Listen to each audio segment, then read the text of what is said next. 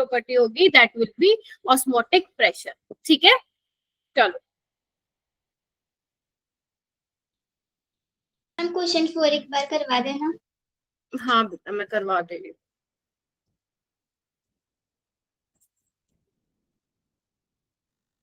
Only 21 student join करते हैं भाई एक्स्ट्रा क्लास में।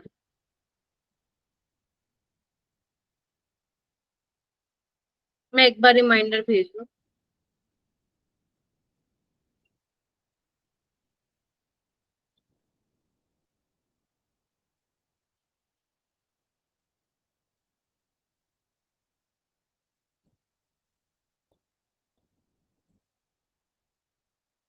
हाय जोशुआ, बेटा आ नहीं रहे थे बहुत दिनों से तुम। चलो ओके, सो बेसिकली आज अपने depression in freezing point and अपना ऑस्मोटिक प्रेशर ये हम कवर करेंगे एंड उसके क्वेश्चंस करेंगे। यही हमारा आज का क्या है बेटा ऑब्जेक्टिव है। ठीक है जी, एंड इसमें से भी जितने भी आपकी क्वालिटेटिव प्रॉपर्टीज हैं उसमें क्या करना है आपको, उसमें आपके न्यूमेरिकल बनते हैं, तो आपको बहुत सारे न्यूमेरिकल की क्या करनी है, प्रैक्टिस करनी है। ठीक है, ये क्या हो गया, हाँ बहुत सारे न्यूमेरिकल की क्या करनी है, प्रैक्टिस करनी है, क्योंकि यहाँ से न्यूमेरिकल ही बनता है। ठीक है, और अगर मैं बात करूं नीट 2024 की, तो यहाँ से ऑस्मोटिक प्रेशर से इस बार एक क्वेश्चन आया था, वो मैं आपको कराऊंगी। ठीक है, तो ये मैंने क्वेश्चन दिए थे, टोटल 7 क्वेश्चन दिए थे, जिसमें से मैंने कहा था कि boiling in elevation in boiling point के तो कर ही लेना। ठीक है, सो इसमें से बहुत बच्चे बोल रहे थे कि मैम 4th क्वेश्चन नहीं हुआ। बाकी जो बच्चों ने मुझे होमवर्क अपना शेयर कर दिया, बेटा well done, keep it up. Namrata good evening ma'am. Hi, hi Rani, good evening. Namrata join कर लिया बेटा? नम्रता आ गई क्या? जिन बच्चों ने मुझे शेयर कर दिया बेटा वो बहुत बढ़िया है, बहुत ही अच्छी बात है। और आज क्योंकि तुम लोगों को पता है क्लासेस तुम्हारी 2-2 लग रही हैं, तो होमवर्क भी फिर ज्यादा मिलेगा। तो आज तुम्हें 15 to 20 क्वेश्चन मिलेंगे असाइनमेंट में। ठीक है, तो ये तो सिर्फ 3 क्वेश्चन तुमने किए हैं। ठीक है, इधर देखो ये 4th क्वेश्चन में तुम लोगों को क्या प्रॉब्लम आ रही थी? कोई ऐसा स्टूडेंट है जिसका 4th क्वेश्चन हो गया हो? Yes ma'am. यस मैम, हो गया था। ठीक है, अपूर्वा कैसे किया था बेटा? मैम इसमें जो हमें दिया था टीबी निकाला, इससे पहले वेट ऑफ यूरिया दिया था और मोलर मास हमें पता है इसका 60 होता है, तो इससे डेल्टा टीबी निकाल लिया 100.25 माइनस 100 डिग्री सेल्सियस से 0.25 डिग्री सेल्सियस। फिर इसकी इक्वेशंस बनाई थी, जैसे 0.25 equals to KB into molality होता है, तो वैसे क्या फिर ग्लूकोज वाले के साथ भी ऐसे किया, delta TB equals to KB into 3/180।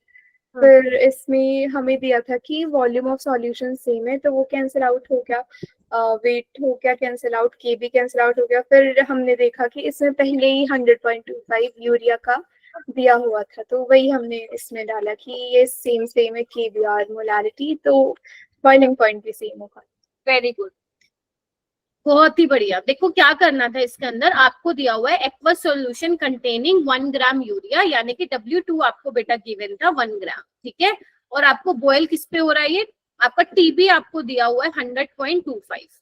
ठीक है, तो आप यहाँ से डेल्टा टीबी निकाल सकते हो, टीबी नोट माइनस टीबी करके निकाल सकते हो, तो वो आ जाएगा आपका 0.25। ठीक है, एक और सोल्यूशन दिया हुआ है बेटा जिसमें क्या किया है, 3 ग्राम यूरिया डाला। यस बेटा,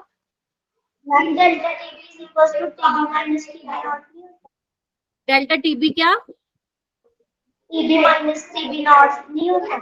अच्छा हाँ, टीबी माइनस टीबी नोट। ठीक है, तो ये आ जाएगा। ठीक है, तो नेक्स्ट केस क्या था, 3 ग्राम ग्लूकोज लिया है। ठीक है, और इस केस में आपको क्या बताना है, टीबी बताना है, और वॉल्यूम इन्होंने सेम दे रखा है। तो फर्स्ट केस में क्या करोगे, डेल्टा टीबी केबी इंटू मोलालिटी करोगे। मोलालिटी क्या होता है, W2/M2, 1/W1 यही होता है। यस और नो, यस और नो, मान लेते हैं ये आपका यूरिया वाला केस है। ठीक है, अब हम देख लेते हैं डेल्टा टीबी ग्लूकोज का केस क्या होगा। ग्लूकोज का केस क्या होगा, केबी इंटू आपके पास क्या है, W2, हाँ W2, यानी कि W2 किसका है, अपना ग्लूकोज का, बाय M2 1/W1। ठीक है, तो यहाँ पे आपको क्या दिख रहा है, aqueous solution containing 1 gram of urea, इतने टेम्परेचर पे बॉईल किया है, और एक्वस सॉल्यूशन है 3 ग्राम ग्लूकोज, सेम वॉल्यूम में ये बॉईल किया है। ठीक है, अब देखो क्या होगा, यहाँ पे गिवन मास कितना है, देखो मैं यहीं पे पुट कर रही हूँ, ध्यान से देखना।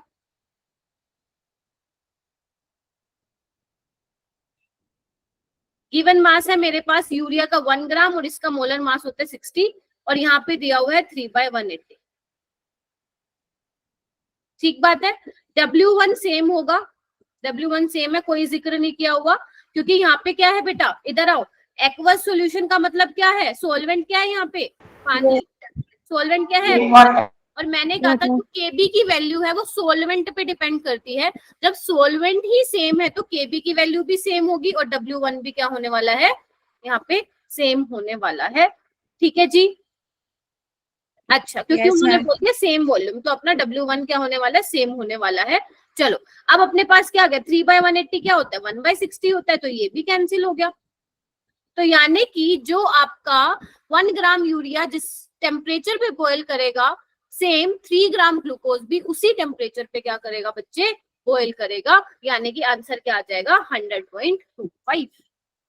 ठीक है, यही तो करना था बस, इसमें थोड़ा सा इक्वेशन को घुमाना फिराना तो बेटा आना चाहिए तुम लोगों को, वरना फंस जाओगे। ठीक है, बाकी फर्स्ट 3 क्वेश्चन हो गए थे क्या तुम लोगों से? Yes ma'am. Yes ma'am. तो इसको हमने ऐसे किया था। ठीक है, अच्छा अब आगे चलते हम। अच्छा ओके, सो अभी तक हमने क्या कवर कर लिया था, अभी तक हमने, बच्चों कोई मुझे बताएगा, Shiv relative lowering of vapour pressure का फॉर्मूला बता बेटा।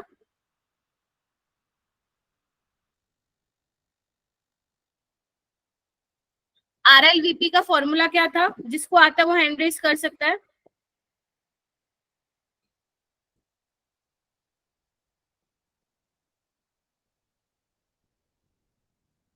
हाँ जी बताओ।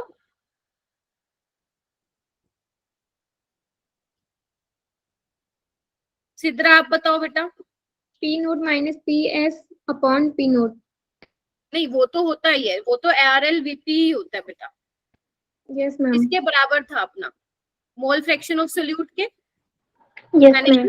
P0 minus PS divided by P0 हमारे पास था W2/M2, W11/M1। ठीक है, ये था अपने पास। यस यस, ठीक है। उसके बाद हमने देखा था elevation in boiling point. Elevation in boiling point हमने क्या कहा था बच्चे, एलिवेशन इन बॉइलिंग पॉइंट में डेल्टा टीबी जो था हमारे पास KB into W2, yes W1। ठीक है, ये किस में आना चाहिए, that should be in KG में आना चाहिए। ठीक है, अच्छा जी, और क्या चीजें थी, आपको बस एक चीज ध्यान रखनी है बेटा, हम जो कोलिगेटिव प्रॉपर्टीज पढ़ रहे हैं वो हम किस में पढ़ रहे हैं, लिक्विड में नॉन वोलेटाइल सोल्यूट आप ऐड कर रहे हो। ठीक है, अगर आप सोलवेंट जो कि वोलेटाइल है, अगर आप उसमें नॉन वोलेटाइल सोल्यूट मिला दोगे, मैं बार बार चिल्ला चिल्ला के बोल रही हूँ, नॉन वोलेटाइल का मतलब है जो वेपर नहीं बना सकता है। ठीक है, तो अगर आप सोलवेंट में जो कि उड़ने की टेंडेंसी रखता है, लेकिन उसके अंदर कोई आप ऐसा बंदा डाल दोगे, ऐसा सोल्यूट डाल दोगे जो खुद तो वेपर प्रेशर खुद तो वेपर बनाता ही नहीं है, सोलवेंट के भी वेपर प्रेशर को क्या कर देगा, कम कर देगा। तो whenever you add non volatile solute into solvent, तो जो सोल्यूशन का वेपर प्रेशर है वो बेटा क्या हो जाएगा, डिक्रीज हो जाएगा।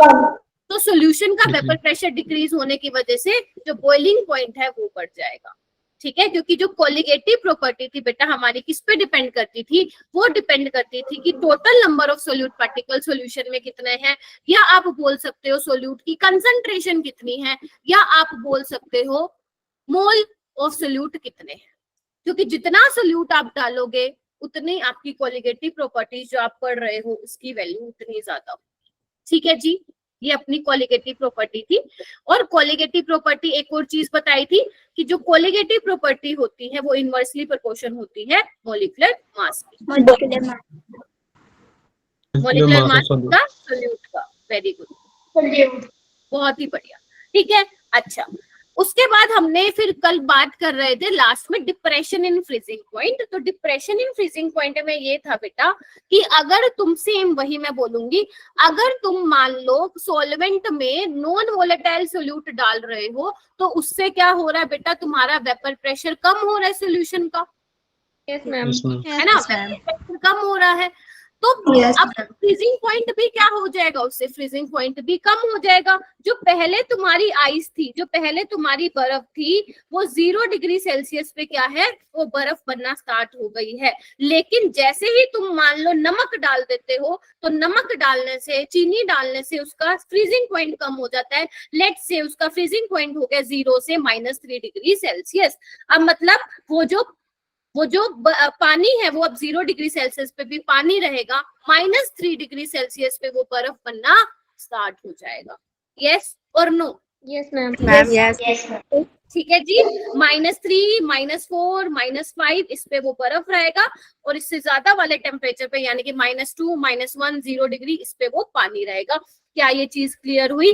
तभी बोला था मैंने कि जो ठंडी ma'am. कंट्रीज होती हैं जहां पे स्नोफॉल, हैवी स्नोफॉल की वजह से रोड ब्लॉक हो जाते हैं, तो वहां पे क्या किया जाता है, नमक को स्प्रिंकल किया जाता है, नमक का छिड़काव किया जाता है। वो इसलिए किया जाता है क्योंकि जो आपका पानी है वो आइस बन चुकी है 0 डिग्री सेल्सियस पे, लेकिन जब आप नमक का छिड़काव करोगे, नमक को स्प्रिंकल करोगे, तो उसका टेम्परेचर लेट से 0 से घट के -6 डिग्री सेल्सियस हो गया। डिपेंड करता है कि आपने कितना सोल्यूट डाला, जितना सोल्यूट डालोगे उतना फ्रीजिंग पॉइंट डिप्रेस हो गया। और मान लेते हैं कि जो उसके सराउंडिंग का टेम्परेचर है वो कितना है, लेट से -4 डिग्री सेल्सियस, तो वहां पे आपकी आइस क्या हो जाएगी, अब बेटा मेल्ट हो जाएगी। यस और नो? यानी Yes, ma'am. कि हम सिर्फ जो आपका नॉन वोलेटाइल सोल्यूट है वो हम क्यों डाल रहे हैं पानी में, ताकि पानी जो है कम टेम्परेचर पे भी बराबर ठंडा रहे, लेकिन पानी रहे, ठंडा भी रहे, पानी पानी भी रहे। इसलिए हम नमक डाल रहे हैं, क्योंकि अब वो 0 डिग्री सेल्सियस पे बर्फ ना बन के उससे कम टेम्परेचर पे क्या बनेगा, आइस बनेगी। क्लियर और नोट? Yes, Yes, ठीक ma'am. है। और अपन ने वो कुल्फी वाला एग्जांपल देखा था, कार के रेडिएटर में भी आप एंटी फ्रीज डालते हो जिससे आपका इंजन जो है वो ना हो जाए, ब्लॉक ना हो जाए। ठीक है, तो ये कुछ हमने एग्जांपल्स देखे थे। एंड फ्रीजिंग पॉइंट होता क्या था मेरा बेटा, वो टेम्परेचर होता था जिसपे वेपर प्रेशर सॉलिड सॉल्वेंट का बराबर हो जाता था सॉलिड सॉल्वेंट के। लिक्विड सॉल्वेंट और सॉलिड सॉल्वेंट का वेपर प्रेशर जहां पे बराबर हो जाता था, वहां पे आप बोलते थे फ्रीजिंग पॉइंट आ जाता है। तो जो आइस आपकी 0 डिग्री उसका फ्रीजिंग पॉइंट होता है, इट मींस 0 डिग्री उसका कौन सा टेम्परेचर है जिसपे लिक्विड सॉल्वेंट यानी कि आपका पानी का वेपर प्रेशर आइस के वेपर प्रेशर से क्या हो जाएगा, बराबर हो जाएगा। ठीक बात है? Yes, ma'am. ठीक है, ओके। क्योंकि आप टेम्परेचर कम करो, वेपर प्रेशर भी कम हो रहा है। इधर आओ, ये तो अपन एग्जांपल देख लिया था। इधर देखो बेटा, मैंने आपको ये डायग्राम बताया था, है ना, वेपर प्रेशर वर्सेस टेम्परेचर के बीच में। ठीक है, तो जो ये वाला ग्राफ है बच्चे, इसका थोड़ा सा ये ऐसे सीधा दिखाते हैं, यहाँ पे थोड़ा सा ऐसा कर्व सा दिखा रखा है। ये आपका सॉलिड सॉल्वेंट है। ठीक है बेटा, ये आपका क्या है, सॉलिड सॉल्वेंट है। लेट से अगर पानी तुम्हारा सॉल्वेंट है तो ये तुम्हारी आइस है। ठीक है, अच्छा, और ये क्या था तुम्हारा, solvent. Solvent. ठीक है, सोलवेंट है। तो यहाँ पे क्या होगा बेटा, जैसे जैसे टेम्परेचर कम कर रहे हो वेपर प्रेशर भी कम होगा, क्योंकि हमें पता है वेपर प्रेशर टेम्परेचर के डायरेक्टली प्रोपोर्शन होता है। तो जैसे जैसे बेटा टेम्परेचर कम कर रहे हो वेपर प्रेशर भी कम होगा। और ये वो वाला पॉइंट है जहाँ पे सॉलिड सॉल्वेंट और लिक्विड सॉल्वेंट का वेपर प्रेशर बराबर हो जाएगा। और ये तुम्हारा जो फ्रीजिंग पॉइंट था वो किसका था बेटा, सॉल्वेंट का था, TF नोट। लेकिन जैसे जैसे तुम इसमें नॉन वोलेटाइल सोल्यूट डालते जाओगे तो इसका वेपर प्रेशर क्या हो जाएगा, कम हो जाएगा, और इस टेम्परेचर पे जाके अब वो क्या बनेगा, फ्रीज होगा। इसको हमने बोला था TF। अगर आप और नॉन वोलेटाइल सोल्यूट डाल दोगे तो और वेपर प्रेशर इसका कम हो जाएगा, और ऐड कर दोगे, कंसंट्रेशन और बढ़ा दोगे सोल्यूट की, तो ये और कम होता जाएगा इस तरीके से। ठीक है जी, तो हमारे पास बेटा TF नोट क्या था, Point of pure pure solvent, और TF क्या था हमारे पास, freezing point of solution, Solution. Solution था। ठीक है जी, अच्छा, और डेल्टा TF क्या था फिर, TF, ठीक है। सो TF नोट क्या था, सॉरी डेल्टा TF क्या था हमारा, डिप्रेशन इन फ्रीजिंग पॉइंट। ठीक है, ओके, ठीक है। तो एक्सपेरिमेंटली मैंने कहा था तुम्हें कि जो डिप्रेशन इन फ्रीजिंग पॉइंट है वो किसके डायरेक्टली प्रोपोर्शनल है? Molality. Molality. डेल्टा टीएफ क्या हो जाएगा? KF into molality. Yes, ma'am. ठीक है, okay. तो अगर मान लो तुम्हें केएफ को डिफाइन कर, क्या हुआ बेटा? चांदनी कुछ हुआ है क्या? हाँ, हंसी क्यों आ रही है भाई तुम लोगों को? हंसी की तो कोई बात ही नहीं थी। केएफ क्या, अगर मान लो केएफ क्या था तुम्हारा? मोलल डिप्रेशन कांस्टेंट या आप क्रायोस्कोपिक कांस्टेंट इसको बोल सकते हो। तो अगर मान लो तुम्हें केएफ को डिफाइन करना हो तो केएफ को कैसे डिफाइन करोगे? अगर तुम्हारी मान लो मोलैलिटी क्या है, number of moles of solute 1 मोल है पर केजी सॉल्वेंट है, तो उस टाइम पे जो केएफ है वो किसके बराबर हो जाएगा? डिप्रेशन इन फ्रीजिंग पॉइंट के बराबर हो जाएगा। तो इसका फॉर्मूला और कैसे लिख सकते हो? KF into W2 by M2 to W1, ये आपका था। ठीक है, W2 क्या था? मास ऑफ सोल्यूट, लिख लो। Yes, ma'am. और M2 क्या था? Molecular mass of और ये क्या था अपने पास? Mass of solvent. mass of solvent. ठीक है, चलो क्वेश्चन करके दिखाओ आप ये वाला, आ जाओ।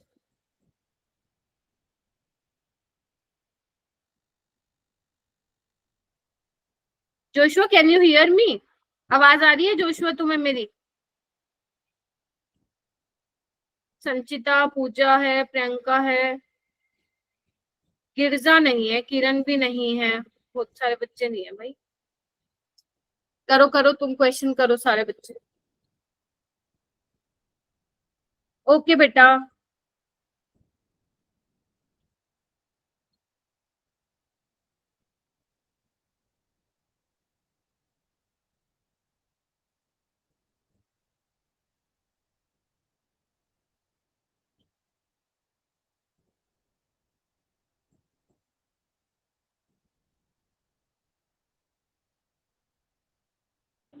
मैम ये इन केजी में निकालना है? क्या हुआ बेटा? मैम जैसे इधर ग्राम दिया था हम उसको मतलब केजी में करेंगे? बिल्कुल करेंगे, क्योंकि सॉल्वेंट का जो मास है वो केजी में आना चाहिए, क्योंकि मोलैलिटी में अपना केजी होता है ना बेटा सॉल्वेंट का मास। करो करो सारे बच्चे करो, वेरी गुड। रानी, अक्षरा, शिव, सिद्रा, काजल, ऋषभ, ओम, अनिरुद्ध, चांदनी, अर्चना, अलजिया, करण, प्रियंका, करो जिसका नाम लेके, महेश।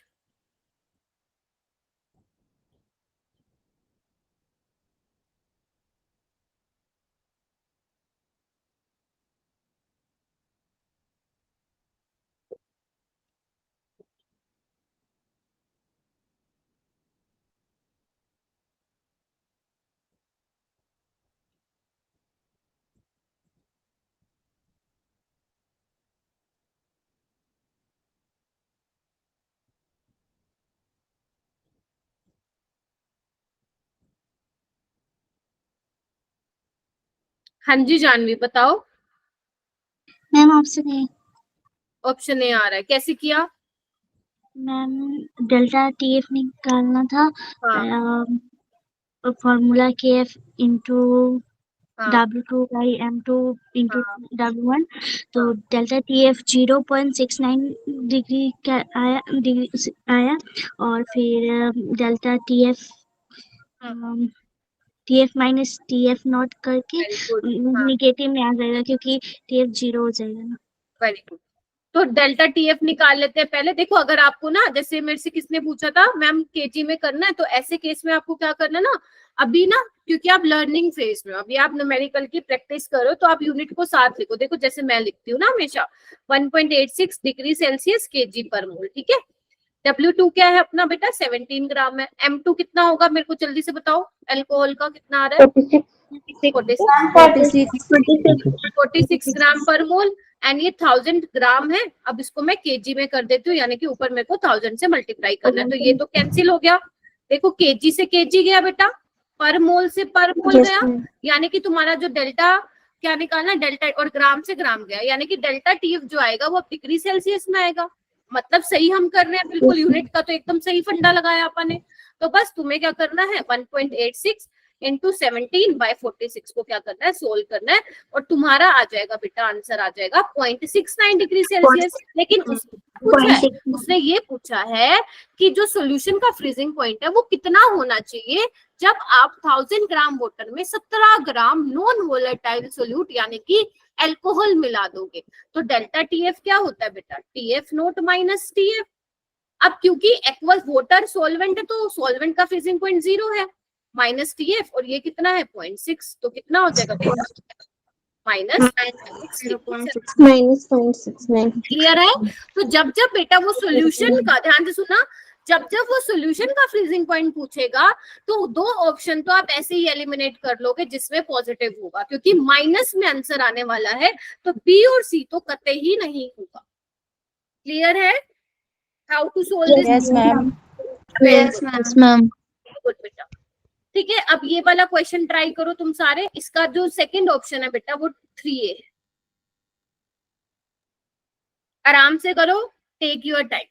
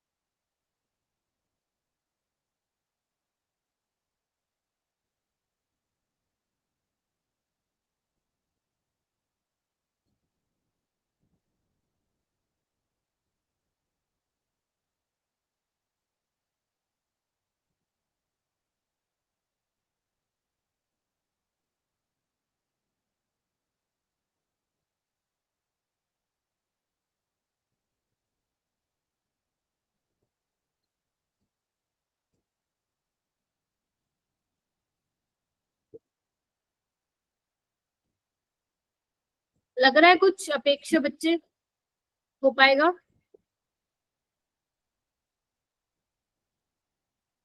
हो रहा है मैम।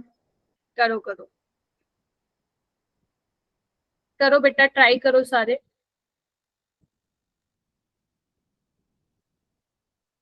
अक्षरा हो रहा है, दीक्षा, रानी, ट्राई कर रहे हैं मैम। ट्राई करने में 1 घंटा मत लगा देना, क्लास खत्म हो जाएगी।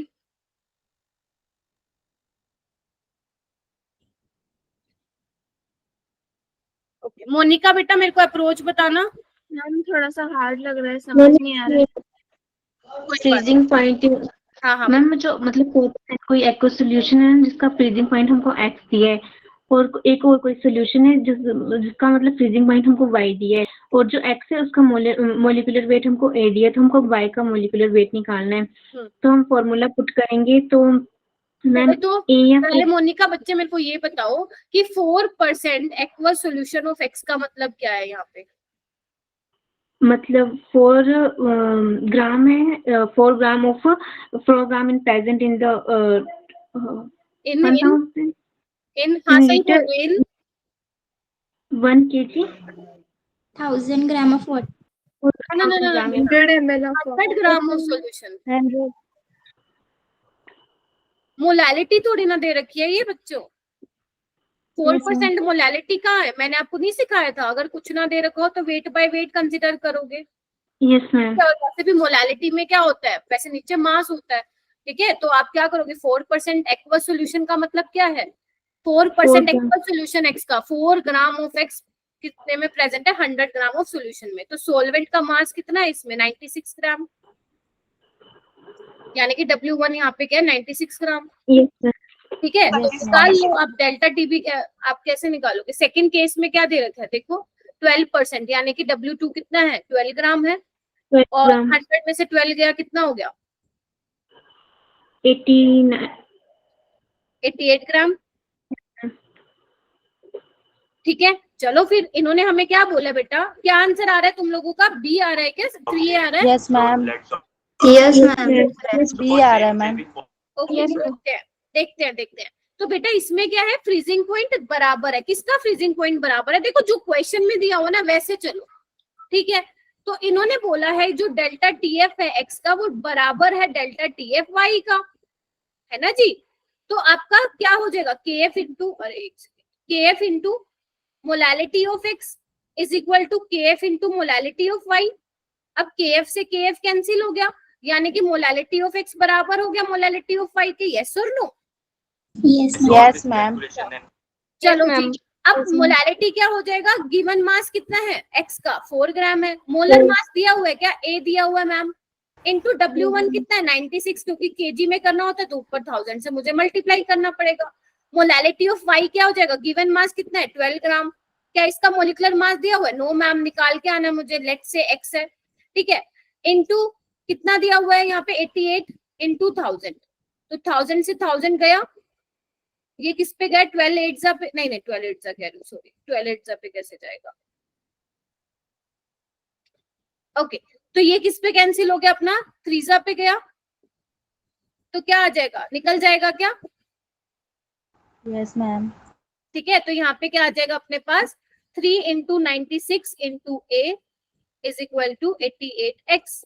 तो x क्या आ जाएगा बेटा, x आ जाएगा 3 into 96 into A divided by 88। तो इसको बस सोल्व कर लो, मैं इसको हटा देती हूँ क्योंकि ये बहुत ज्यादा मैसी हो गया। ठीक है, बस इसको कैंसिल आउट कर लो। किस पे कैंसिल हो रहा है ये अपना, कुछ गड़बड़ तो नहीं है ना? W1 आपने 96 और 88 जो निकाला वो 100 में से 12 और 4 को माइनस किया था। हाँ, क्या क्या क्या? 88 W1 जो आपने 96 ग्राम और 88 ग्राम लिखा है वो 100 में से माइनस करके निकाला। हाँ, 100 में से माइनस किया ना सोलवेंट का मास, तो ये तो 96 आ गया और ये 88 आ गया क्यों ना। किया समझ में नहीं आया है क्या? मैम, वो वैसे क्यों किया है समझ नहीं आया। क्योंकि बेटा मोलालिटी के फॉर्मूले में तुम मास ऑफ सोलवेंट लिखती हो, तो जब तक तुम्हारे पास मास ऑफ सोलवेंट नहीं आएगा तो पुट क्या करोगी, ओके मैम। है ना। ठीक है, अब कैंसिल आउट करो भाई, मैं कोई गड़बड़ कर रही हूँ क्या, जल्दी से देखो। हम जो 3 से क्या वो 4 से कैंसिल आउट किया, नीचे 22 आए। क्या हुआ बच्चे? ये 4 से कैंसिल आउट किया ना, 4 3 से 12, तो नीचे 22। नहीं अरे जल्दी से करो भाई, 88 पे जाएगा ये 2 पे कैंसिल करो, 72/11 तो ये किस पे जा रहा है, एक मिनट रुको। ये किस पे चला जाएगा अपना 11। ये गलत किया भाई, कोई आंसर नहीं आ रहा है ऐसे मैम। कैलकुलेशन मिस्टेक हुई है बच्चों।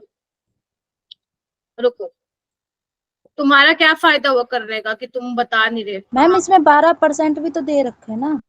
हाँ हाँ हाँ, तो 12 ग्राम है ना, तो 12 लिख तो दिया मैंने। रुको, मेरे को दोबारा से करना।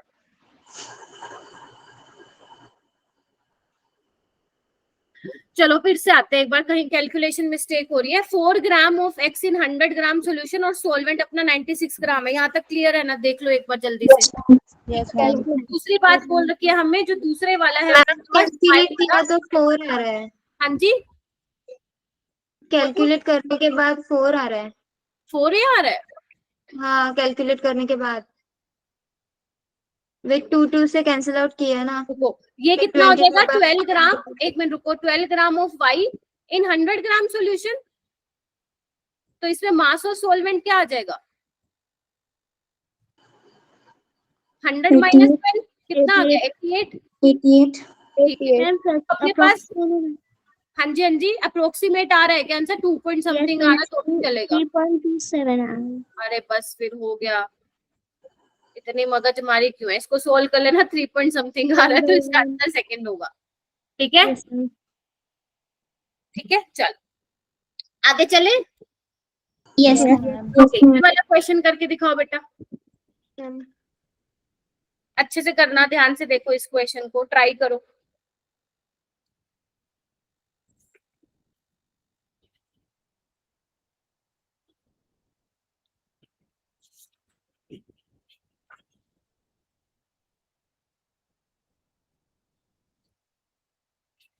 करो बच्चों।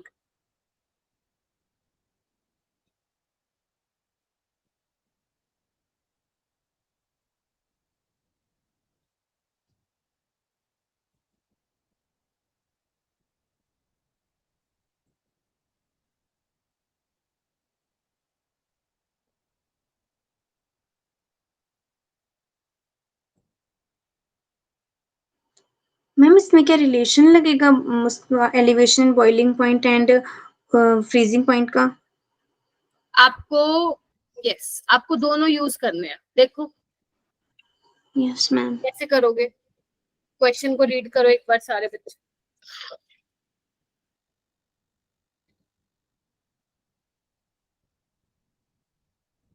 समनप्रीत हो गया? मैम इसकी अप्रोच समझ आ गई, वैसे निकाल भी लिया पर कैलकुलेशंस बताने सही नहीं है कि भाई, पर कैसे Yes. करना है वो समझ आ गया। हाँ बताओ फिर कैसे करना है।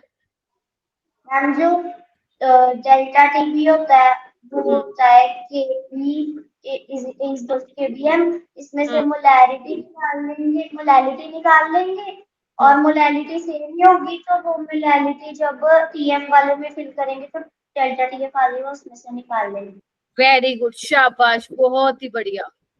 ऐसे दिमाग में आनी चाहिए चीजें अब तुम्हारी। क्या बोला है उसने? उसने ये बोला है कि aqueous solution of a non volatile solute, मतलब वही है अगर तुम पानी में नॉन वोलेटाइल सोल्यूट डालोगे तो वो इतने टेम्परेचर पे बॉईल कर रहा है। ठीक है, वो कह रहे हैं आपको वो टेम्परेचर बताना है जिसपे ये सोल्यूशन अब फ्रीज करेगा। बॉईल बता दिया उसने, तुम्हें ये बताना है कि किस पे फ्रीज करेगा।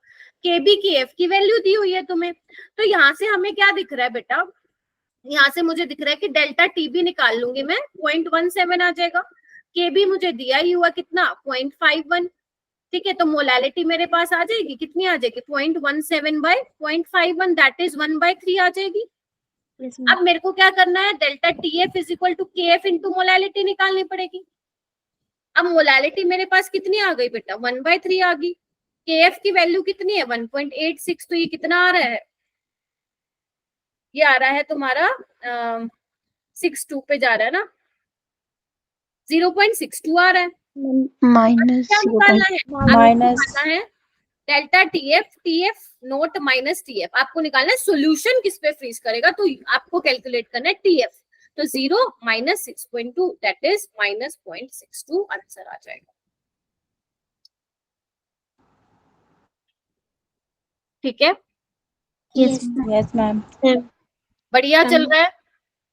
26 Yes, जो ma'am. स्टूडेंट्स ज्वाइन किए हुए हैं जल्दी से कंफर्म कीजिए। हाँ तो आगे चलते हैं फिर बेटा, देर किस बात की। तो बेटा वो आपको ऐसे ही घुमा के देगा, ऐसा नहीं है सीधा सीधा सवाल दे देगा वो। आप जो इस बार क्वेश्चन आया था ना ऑस्मोटिक प्रेशर पे, वैसे मैं नेक्स्ट क्लास में बताऊंगी, तो वो सीधा सवाल नहीं था, उसमें आपको सोचना पड़ेगा। ठीक है, चलो आ जाओ। अब क्या करते हैं हम, बात केएफ एंड केपी के बारे में बात करते हैं। वैसे ये बहुत ज्यादा इंपॉर्टेंट नहीं है, तो पहले मैं यहाँ पे लिख देती हूँ note so important, but it doesn't mean आपको करना नहीं है, आपके सिलेबस में आपको करना है, बट इंपॉर्टेंट ज्यादा नहीं है। ठीक है, तो बेसिकली अगर मान लो आपको किसी भी इक्वेशन में केएफ नहीं दे रखा होता है, केबी के बारे में कोई भी इंफॉर्मेशन नहीं दे रखी होती, तो आप निकाल सकते हो एक फॉर्मूले से। तो केएफ किसके बराबर होगा, बस फॉर्मूला लिख लो और कुछ भी नहीं, are T note F square लिखो इंटू एम, कैपिटल एम, अभी मैं बता रही हूँ सारी चीजें क्या क्या है, 1000 इंटू डेल्टा एच वेपोराइजेशन।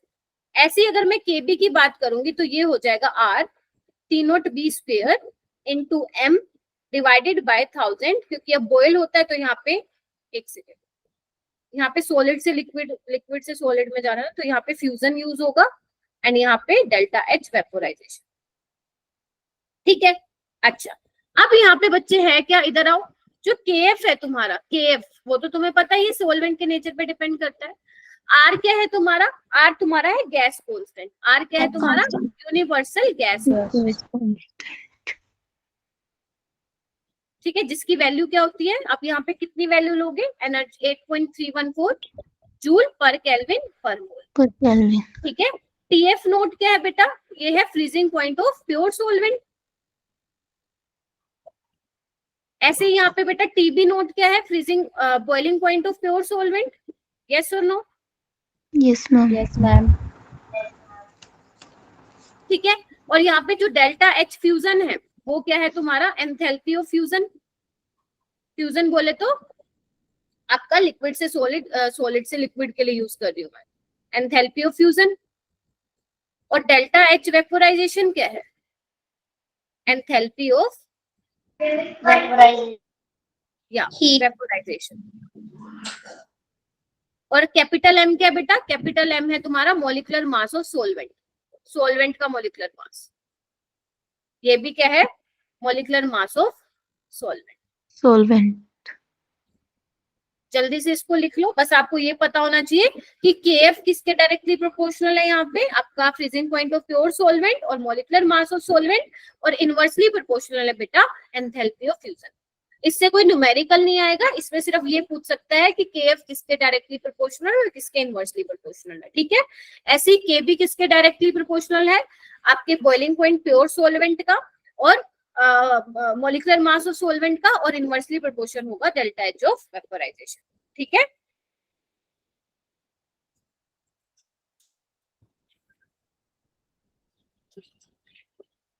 चलो इसको लिख लो बेटा, फिर मैं आगे चलती हूँ और फाइनली हम स्टार्ट करते हैं हमारी आज की लास्ट कोलिगेटिव प्रॉपर्टी जो कि है ऑस्मोसिस, ऑस्मोटिक प्रेशर। मैम हो गया।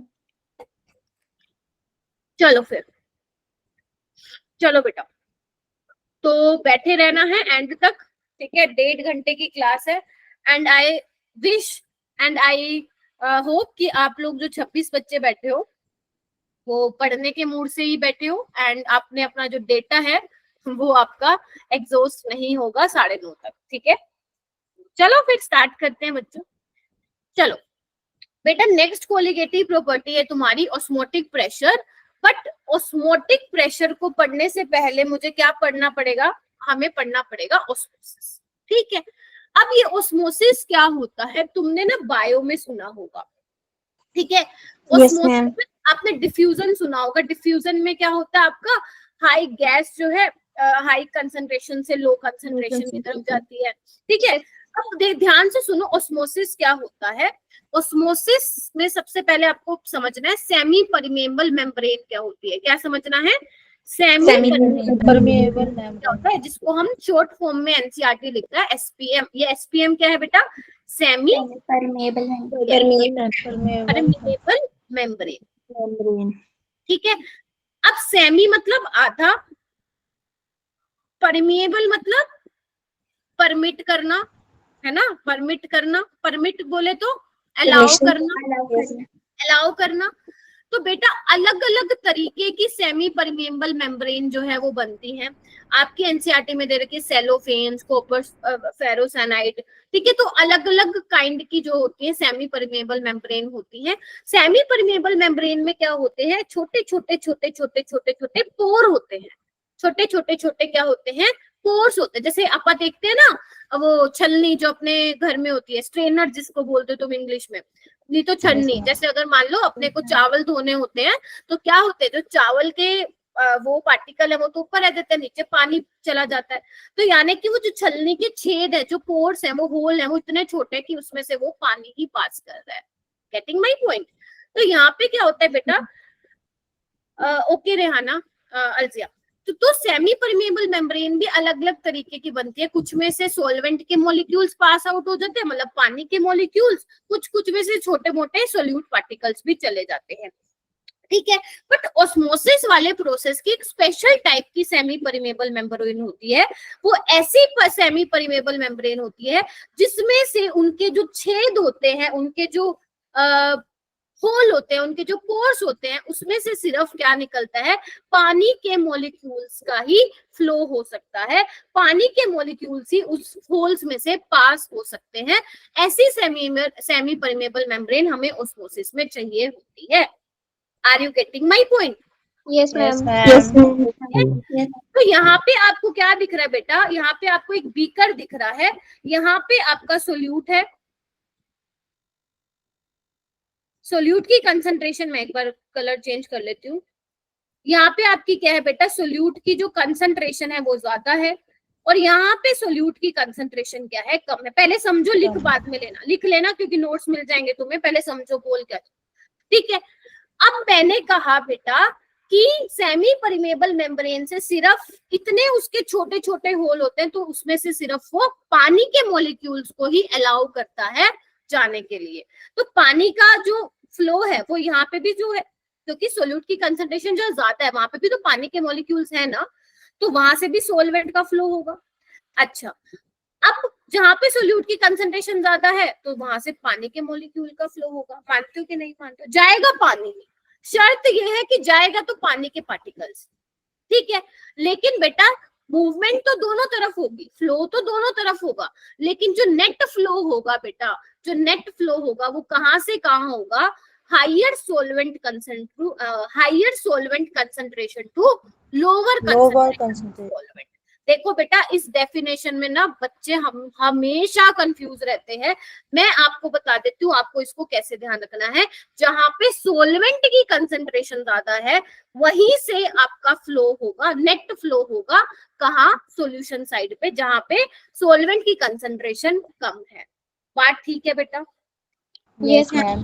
या आप ऐसे भी बोल सकते हो, जहां पे सोल्यूट की कंसंट्रेशन कम है वहां से फ्लो होगा जहां पे सोल्यूट की कंसंट्रेशन क्या है, ज्यादा है। आप इस तरीके से भी क्या कर सकते हो, डिफाइन कर सकते हो। ठीक है जी। अच्छा, तो इसका डेफिनेशन क्या लिखोगे बच्चे? इसका डेफिनेशन लिखोगे स्पॉन्टेनियस फ्लो। स्पॉन्टेनियस मतलब खुद ब खुद हो रहा है। किसका? सोलवेंट का। किसका? सोलवेंट के पार्टिकल्स का। कहां से? From solvent side to solution side, या आप बोल सकते हो solution of low concentration side to solution of high concentration side. Solution की लो कंसंट्रेशन का मतलब वहां पे सोलवेंट क्या है, ज्यादा है, तो फ्लो नेट फ्लो कहां से होगा, जहां पे सोलवेंट की कंसंट्रेशन ज्यादा है, जहां पे पानी ज्यादा है, वहां से ही तुम्हारा क्या होगा, नेट फ्लो होगा। क्या ये चीज क्लियर हुई? Yes, ma'am. बेटा ये फ्लो तब तक होता रहेगा। ये देखो यहाँ से अब क्या हो रहा है, इधर आओ, मान लो ये ए है, ये बी है। ठीक है, जो आपका सोलवेंट का फ्लो हो रहा है वो ए से बी हो रहा है। ठीक है, तो ए से बी हो रहा है। ये फ्लो कब तक होता जाएगा, जब तक दोनों का प्रेशर क्या हो जाए, बराबर ना आ जाए, जब तक इक्विलिब्रियम की स्टेज ना आ जाए। ठीक है, अभी और डिटेल में जाएंगे, इसके पहले तो ये समझो फ्लो कहाँ से कहाँ हो रहा है। क्लियर हुई ये बात? Yes ma'am. Yes, ma'am. Yes, ma'am. Clear हुई ये बात? अब देखो यहाँ पे मैंने एक डायग्राम बनाया हुआ है, तुम यही वाला डायग्राम बनाओ। ठीक है, चलो मान लेते हैं बेटा यहाँ पे सोलवेंट है, ठीक है, और यहाँ पे सोल्यूशन है। सोल्यूशन बोले तो यहाँ पे नॉन वोलेटाइल सोल्यूट ऐड किया होगा बेटा। Yes, ma'am. ठीक है जी। अच्छा, और ये क्या है, सेमी परमेबल मेम्ब्रेन है, तो इसमें छोटे छोटे क्या होंगे, होल्स होंगे, छोटे छोटे पोर्स होंगे, जिसके थ्रू, छेदों के थ्रू क्या जाएंगे, हमारा पानी मूव करेगा। यस और नो? Yes, ma'am. चलो Yes, ma'am. अब मेरे को सोच के बताओ बेटा, जो ये सोलवेंट है, ये सिर्फ प्योर सोलवेंट है, तो इसका वेपर प्रेशर ज्यादा होगा सोलवेंट का सोल्यूशन से। यस और नो?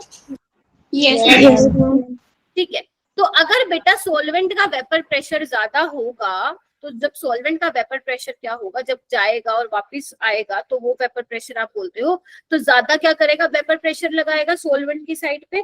तो जैसे ही ज्यादा वेपर प्रेशर लगेगा तो भाई सिरक के सोलवेंट के मॉलिक्यूल्स कहाँ भागेंगे, सोल्यूशन की साइड भागेंगे। तो यहाँ से जो नेट फ्लो होता है बेटा वो कहाँ से कहाँ होता है, सोलवेंट से सोल्यूशन की साइड होता है। जो नेट फ्लो होता है वो कहाँ से कहाँ होता है बेटा, फ्रॉम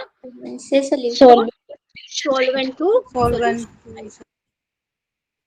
तो बेटा मेरे को एक बात बताओ, अगर ये ए है, ये बी है, जब सोलवेंट के मॉलिक्यूल्स ए से बी की तरफ भाग रहे हैं, क्या मैं एक चीज बोल सकती हूँ, जो ये सॉल्यूशन वाली साइड है, जो बी है आपका सॉल्यूशन, उसकी कंसंट्रेशन कम हो जाएगी? Yes, ma'am. क्योंकि अब उसमें क्या जा रहा है, पानी जा रहा है। क्या जा रहा है, पानी जा रहा है, पानी। तो बी की कंसंट्रेशन हो जाएगी डिक्रीज। ठीक है, तो ये सिंपल फंडा है तुम्हारा। ऑस्मोसिस क्या होता है, क्या होता है ऑस्मोसिस? मैं फिर बोल रही हूँ, नेट फ्लो ऑफ मूवमेंट, किसका movement? Movement of solvent particle from higher concentration of solvent side to the lower concentration of solvent side। ठीक है, तो जहां सॉल्वेंट की कंसंट्रेशन ज्यादा होगी वहीं पे आपका क्या होगा, वहीं से आपका सॉल्वेंट का क्या होगा, मूवमेंट होगा। क्लियर है बच्चों? और पहले मान लो पहले यहाँ तक था प्रेशर, अब जैसे मूवमेंट हो रहा है ये क्या हो जाएगा, इसका लेवल थोड़ा बढ़ जाएगा बच्चे। Yes, ma'am. ठीक है, इसका लेवल बढ़ जाएगा, मतलब इतना लेवल बढ़ गया। रुको एक बार मैं अलग से दिखाती हूँ सो दैट तुम क्लियर समझ पाओ। पहले मान लेते हैं यहाँ था, ठीक है, अब इसका लेवल बढ़ रहा है, ये देखो ये, ठीक है। अब जो इसका लेवल, जो इसकी थिकनेस बढ़ी है, मोटाई जो बढ़ी है, अब ये भी क्या करेगा, प्रेशर लगाएगा ऊपर से। ठीक है, तो यही तो क्या होता है, ऑस्मोटिक प्रेशर होता है। अभी मैं और डिटेल में समझाऊंगी इसको। मान लो ये हाइट h से जो है राइज किया होगा, ये आप ऐसे उसमें पढ़ते हो, उसमें आपका एक चैप्टर है फिजिक्स में, फ्लूइड एंड डायनेमिक्स, ऐसा कुछ है क्या, वहां पे आप पढ़ते हो। Yes, ma'am. क्या होगी, पहले मुझे ये बताओ, छोड़ो ऑस्मोटिक प्रेशर को, छोड़ो वो मैं इसको दोबारा भी समझाऊंगी, पहले ये बताओ क्या आपको ऑस्मोसिस क्लियर हुआ बच्चे? Yes, ma'am. Yes, ma'am. अब हम ये देखेंगे कि ऑस्मोसिस का हमारे रियल लाइफ में कहाँ कहाँ हमें ऑस्मोसिस देखने को मिलता है। तो आर यू रेडी बच्चों? Yes, ma'am. इसका सबसे Yes, ma'am. प्यारा एग्जाम्पल है किशमिश। क्या रेजिन सबने खाई है? किशमिश, मुनक्का जिसको Yes, बोलते हैं, ma'am. वो सबने खाई है। आप क्या करते हो बेटा, किशमिश को क्या करते हो, रात को ओवरनाइट भिगो के रखते हो पानी में। Yes, Yes, ma'am. ma'am. तो जब आप सुबह Yes, ma'am. देखते हो वो थोड़ी सी मोटी मोटी होती है, यस और no? Yes, ma'am. Yes, ma'am. क्यों होता है बेटा? इधर आओ, ध्यान से सुनना। क्योंकि जब आप किशमिश को पानी में डालते हो, लेट्स से ये आपकी किशमिश है, ठीक है, ये किशमिश है और ये आपने पानी में डाला हुआ है, तो जो किशमिश की ये जो ये है, जो ये है आउटर वॉल है, वो किसकी तरह बिहेव करती है? सेमी परमेबल मेम्ब्रेन की तरह बिहेव करती है। किशमिश में क्या होता है, शुगर होता है और पानी होता है, और जिस सॉल्यूशन में आपने डाला है वो क्या है, प्योर वाटर यानी कि पानी है। अब ऑस्मोसिस में क्या होता है, फ्लो कहाँ से कहाँ होता है, सॉल्वेंट सॉल्वेंट की जहाँ कंसंट्रेशन ज्यादा होती है वहां से फ्लो होता है, जहाँ पे सॉल्वेंट की कंसंट्रेशन कम होता है। यानी कि जो ये पानी है वो किसके अंदर जाएगा, किशमिश के अंदर जाएगा, तो जिसकी वजह से किशमिश क्या हो जाएगी, फूल जाएगी, स्वेल। क्लियर है? तो किशमिश वाला सबसे बड़ी एग्जांपल है। अब जैसे तुमने ये प्लांट में देखा, प्लांट देखो आप बड़े बड़े उगते हैं, तो बेसिकली वो क्या करता है, जब आप पानी डालते हो तो वो क्या करता है, जो पानी है कहाँ से कहाँ मूवमेंट होती है, जहाँ पे सॉल्वेंट की कंसंट्रेशन ज्यादा है तो वो पानी क्या इनकी रूट में जाता है, जिसकी वजह से ये क्या है, प्लांट को उगने में हेल्प करते हैं, ग्रो करने में हेल्प करते हैं। तो ये भी क्या है, एक एग्जांपल है ऑस्मोसिस का। लेकिन अगर आपने बेटा खाद ज्यादा डाल दी, कोई मुझे बताएगा ज्यादा फर्टिलाइजर यूज करने से क्या होता है? रानी बता पाएगी, रानी बताओ बेटा, अगर मैं खाद ज्यादा डाल दूं तो क्या होगा? मैम वो गल जाता है। मुरझा जाते हैं, मुरझा जाते हैं। Yes, ma'am. ठीक है, वो मुरझा क्यों जाते हैं? क्योंकि खाद ज्यादा डालने से अब क्या होगा, उल्टा प्रोसेस शुरू हो जाएगा, यहाँ से पानी बाहर निकलेगा, क्योंकि अब बाहर की कंसंट्रेशन ज्यादा, अंदर का कम है। तो जैसे ही पानी यहाँ से बाहर निकलेगा भैया आपके पौधे मुरझा जाएंगे। ठीक है, अच्छा जी, और आ जाओ। क्या सबने नमक के गरारे किए हैं? क्या सबने Yes, ma'am. किए हैं? हम बोलते थे मम्मी गले में दर्द है, तो मम्मी कहती थी बेटा गरारे कर ले नमक के गर्म पानी के। तो हम क्या करते हैं, आ जाओ भाई, मान लो ये तुम्हारा गला है, मैं अपना मान लेती हूँ, तुम्हें तो कुछ ना हो, है ना। ठीक है, यहाँ पे क्या है मेरे भैया, सोर थ्रोट हो गया, गले में दिक्कत, ठीक है, बैक्टीरिया है इसके अंदर, है ना। चलो, तो बेसिकली होता क्या है, जैसे ही मैं नमक का पानी अपने अंदर लूंगी तो होगा क्या, वो नमक का पानी क्या है, बहुत ही सोल्टी है, कंसंट्रेशन बहुत ज्यादा है ना। तो होगा क्या बेटा, अब होगा क्या, पानी का फ्लो कहाँ से कहाँ होता है, जहाँ पे सॉल्वेंट की कंसंट्रेशन ज्यादा है। अब सॉल्वेंट की कंसंट्रेशन क्या है, अब जो ये बैक्टीरिया की सेल वॉल होती है वो सेमी परमेबल मेम्ब्रेन की तरह बिहेव करती है। तो ये बैक्टीरिया और जो वायरस है जो हो गया हमारे गले में, वो क्या करता है, अपना पानी लूज कर देता है ऑस्मोसिस के थ्रू, और ये क्या हो जाएगा, जैसे अपना ये पानी बाहर निकालेगा तो ये पिचक के क्या कर हो जाएगा, मर जाएगा, और हमें हमारे दर्द में क्या मिलेगा, आराम मिलेगा। मानते हैं ना? तो ये भी किसका है बेटा, एप्लीकेशन ऑस्मोसिस का है। ठीक है। अच्छा, आपके मम्मी दादी सब अचार वगैरह बनाते हो आप लोग, पहले बताओ, समझ में आ गया ना? हाँ, वगैरह बनाते हैं, आप देखते हो वो अचार ना सालों साल चलते हैं भाई हमारा, जो जैसे अगर मैं आपकी बात करूं, हम तो 3-4 साल आराम से चला देते हैं, 3-4-5 साल।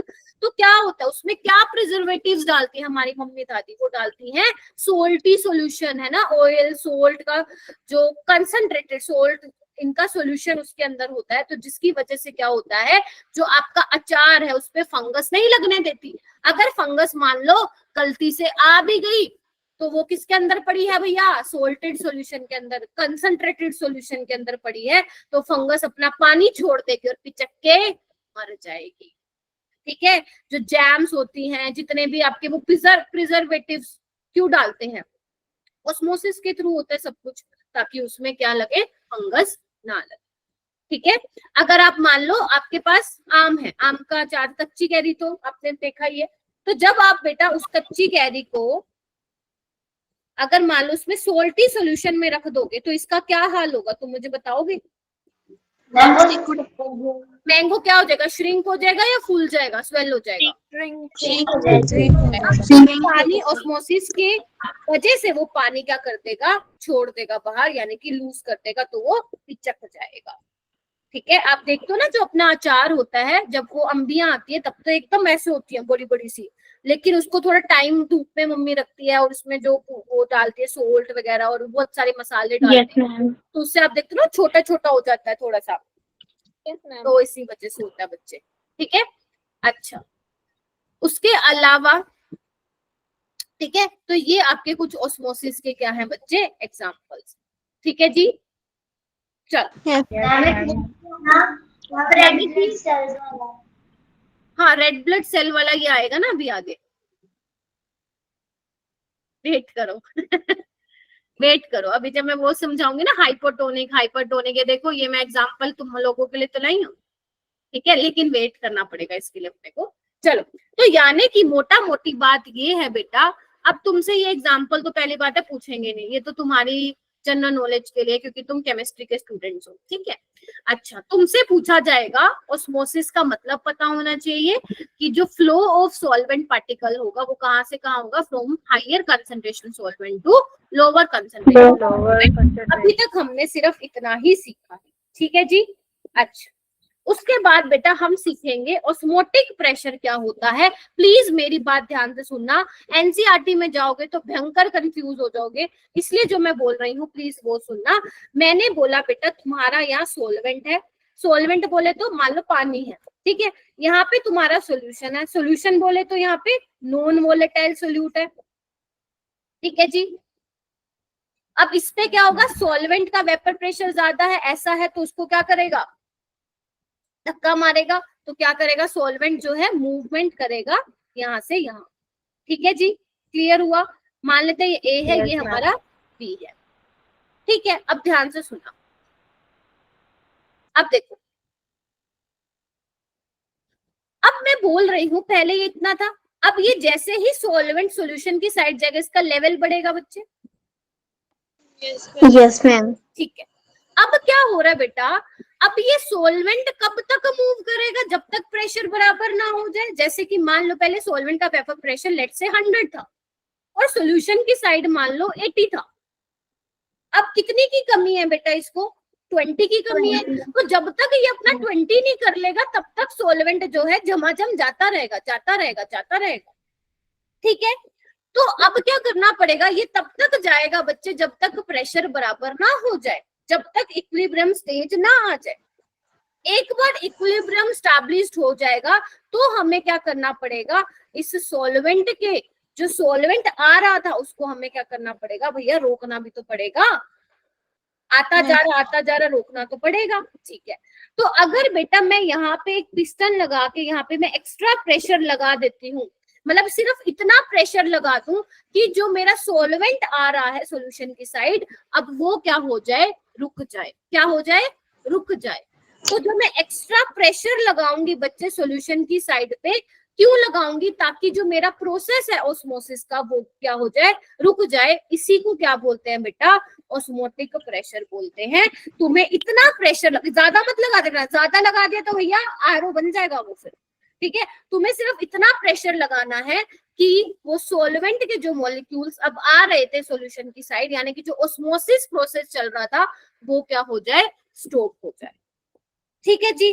अच्छा, अब और कैसे समझ सकते हैं बेटा, देखो इधर ये जो ऊपर मोटी लेयर, देखो इधर जैसे जो ये लेयर ऊपर उठी थी, इधर देखो, क्योंकि सॉल्वेंट की साइड से जा रहा था ना सारा, तो ये ऊपर की तरफ होगा, इसका लेवल मान लो H से राइज कर गया, H से उसका राइज हो गया, तो ये क्या करेगा, जो मोटी लेयर है भैया प्रेशर लगाएगा ना। कितना प्रेशर लगाएगा, कितना रिक्वायरमेंट है प्रेशर लगाने की, इतना लगाएगा कि जो सॉल्वेंट के मॉलिक्यूल्स हैं उनका अब आना क्या हो जाए, बंद हो जाए। तो जो एक्सटर्नल एक्स्ट्रा प्रेशर लगा रहे हो वही क्या है, ऑस्मोटिक प्रेशर है।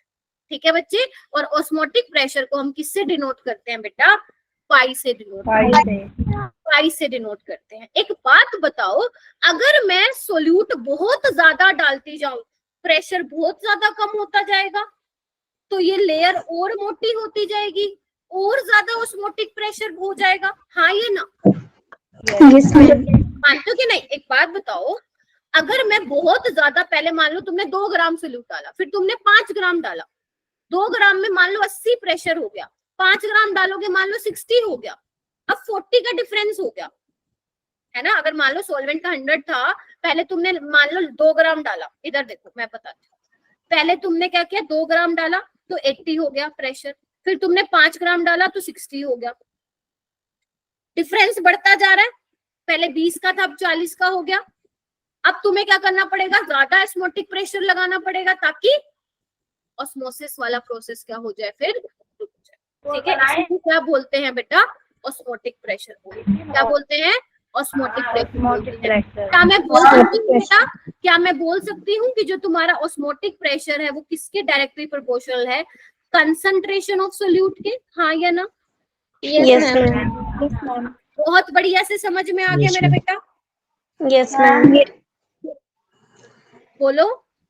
यस हम मैम, जो ऑस्मोटिक प्रेशर वो था ना, जो हम सॉल्यूशन की साइड से लगा रहे थे सॉल्वेंट के पार्टिकल को मूव होने के यस stop यस करने। यस यस यस बेटा, तो मैम, जो हम सॉल्यूशन की, हाँ हाँ बोलो। तो मैम फिर वो ज्यादा कैसे होगा अगर हम सॉल्यूट की कंसंट्रेशन बढ़ा देंगे। एक बात बता बेटा, इधर आओ, अगर मान लो मैं सोल्यूट ज्यादा डाल दूं तो ये लेयर और मोटी होती जाएगी, और ये लेयर है क्या, ये लेयर ही वैसे ऑस्मोटिक प्रेशर होती है, पता है ये तुम्हें, यही तो ऑस्मोटिक प्रेशर। यस मैम, एक बात बताओ, सोल्यूट और डालती जाओगी, वेपर प्रेशर और कम होता जाएगा, अब क्या करोगी, तो तुम्हें उस डिफरेंस को, अब तुम्हें 40 से 60 से 100 पे पहुंचना है, 40 का डिफरेंस हो गया ना, तो तुम्हें ज्यादा प्रेशर नहीं लगाना पड़ेगा, बताओ हाँ या ना। यस। ठीक है, अब तुम्हें और एक्स्ट्रा प्रेशर लगाना पड़ेगा भैया। चलो, और यही क्या है आपका ऑस्मोटिक प्रेशर है। तो क्या बोल दिया मैंने, external pressure which must be applied. ध्यान रखना है कि प्रेशर कितना लगाना है, सिर्फ उतना ही लगाना है कि भैया वो इक्विलिब्रियम पे आ जाए, हमारा काम हो जाएगा। क्योंकि मैंने क्या कहा, सोल्वेंट तब तक जाता जाएगा जब तक प्रेशर बराबर ना हो जाए। ठीक है जी, समझ में आ गई ये वाली बात। तो प्रेशर तो कम होना चाहिए ना, क्या हो गया बच्चे, फिर बोलो। ज्यादा सॉल्यूट डाले तो प्रेशर तो ज्यादा होने चाहिए, फिर ये कम क्यों। नहीं, ज्यादा ही तो बोला मैंने। नहीं नहीं नहीं नहीं नहीं, मैं, अरे नहीं नहीं, ऑस्मोटिक प्रेशर तो ज्यादा होगा बच्चे, मैं तो वेपर प्रेशर की बात कर रही थी। अच्छा, यस, समझ गए, कंफ्यूज तो नहीं हो गए। मैंने बोला था सोलवेंट का वेपर प्रेशर मान लो 100 है, तो उसमें सोल्यूट डालोगे तो वेपर प्रेशर घट के मान लो 80 हो गया। ठीक है, तो अब इन दोनों को बराबर करने के लिए क्या करेगा, तब तक जब तक बराबर नहीं हो जाता सोल्वेंट के मॉलिक्यूल्स भागेंगे सॉल्यूशन की साइड। ठीक है जी, यस, ठीक है, ओके। तुम्हारी एनसीईआरटी में जो पाई है उसको क्या लिखा हुआ है, रो GH लिखा हुआ है। तो अगर तुम ये देख रहे हो अपनी एनसीईआरटी में तो डोंट बी कंफ्यूज, रो तुम्हारा डेंसिटी है, जी वो जो तुम फिजिक्स में पढ़ते हो एक्सेलरेशन ड्यू टू ग्रेविटी, और H जो है हाइट ऑफ द कॉलम है। ये तो ज्यादा टेंशन लेने की जरूरत नहीं है कि मैम ये क्या दिया हुआ। ठीक है, चलो अब मैं बोल दूं जितना कंसंट्रेशन होगा सोल्यूट का उतना ऑस्मोटिक प्रेशर होगा, Yes, ma'am. और वो ऑस्मोटिक प्रेशर क्या है, उतना प्रेशर है जितना, मतलब सिर्फ उतना ही प्रेशर देना है कि ऑस्मोसिस वाला प्रोसेस क्या हो जाए, रुक जाए, बस जितना होना था हो गया भैया, इक्विलिब्रियम अचीव हो गया। अब हम और नहीं चाहते कि हमारा सॉल्वेंट आए, ठीक है जी। चल तो बेटा इस डायरेक्टली प्रोपोर्शनलिटी को मैं साइन को जब हटाऊंगी तो यहाँ पे क्या होता है बच्चे, ध्यान रखना, CRT, Yes, ma'am. ठीक है, क्योंकि आपका जो ऑस्मोटिक प्रेशर होता है बेटा कंसंट्रेशन ऑफ सोल्यूट के डायरेक्टली प्रोपोर्शन होता है और टेम्परेचर के डायरेक्टली प्रोपोर्शन होता है, क्योंकि अगर टेम्परेचर ज्यादा होगा तो वहां पे ऑस्मोटिक प्रेशर भी क्या होने वाला है, ज्यादा होने वाला है। तो यहाँ पे R क्या है तुम्हारा, कांस्टेंट है। अब C क्या है बेटा, ध्यान रखना, जो C है यहाँ पे मोलैरिटी है, मोलैरिटी है। अभी हमने Yes, बाकी ma'am. सब में क्या पढ़ा था, मोलैरिटी पढ़ा था, ठीक है। तो ये क्या हो जाएगा, number of moles per unit volume हो जाएगा, volume of solution in litre, R Yes, into ma'am. T। इसको मैं और कैसे लिख सकती हूँ, नंबर ऑफ मोल्स क्या होता है बेटा, given mass of solute molar mass. Bye molecular mass of solute into volume into R into T। बताओ हाँ या ना, Yes, ma'am. ठीक है। अब लिख लो बेटा W2 क्या है, मास ऑफ सोल्यूट, और M2 क्या है, मॉलिक्यूलर मास ऑफ सोल्यूट, ठीक है। और क्या है बच्चा यहाँ पे, V क्या है, वॉल्यूम, Volume. लीटर में लेना, ध्यान रखना। और Yes, R ma'am. क्या है बेटा, गैस कांस्टेंट है, इसकी वैल्यू कितनी लेनी है, 0.0821 लीटर एटमॉस्फेरिक पर केल्विन पर। और T क्या है बच्चा, केल्विन में लेना है टेम्परेचर को, क्लियर है। Yes, ma'am. मैम हम मोलालिटी मतलब सी की जगह एम भी ले सकते हैं ना, मोलालिटी। मोलैलिटी नहीं होगा इसमें, मोलैलिटी नहीं होगा, ध्यान रखना, मोलैरिटी होता है, जैसे मैंने बोला मोलैलिटी नहीं है इसमें। मैम हम कैपिटल में रख सकते हैं ना वहाँ पे, क्या क्या C क्या की- मतलब मोलारिटी गिवन है तो CRT की जगह MRT लिख सकते हैं। क्या लिख सकते हैं, NRT या MRT? MR। हाँ हाँ हाँ, M लिख सकते हो, तुम्हारी बुक्स में C लिखा हुआ है इसलिए मैंने यहाँ पे C लिख दिया। C यहाँ पे मोलैरिटी है तुम्हारी, मोल पर लीटर। मैम इसके यूनिट्स बताना गैस कांस्टेंट के। R जो है गैस कांस्टेंट, उसका जो वैल्यू लोगे बेटा इसमें ऑस्मोटिक प्रेशर में, वो लोगे, लिखो 0.0821 लीटर एटमॉस्फेयर पर केल्विन पर मोल। अगर कैलकुलेशन आसान करनी है तो R को आप 1/12 भी ले सकते हो, ठीक है। जब आप 1/12 को सोल्व करोगे वो इतना ही आएगा, 0.0821 लीटर एटमॉस्फेरिक पर केल्विन पर मोल, ठीक है जी। Yes.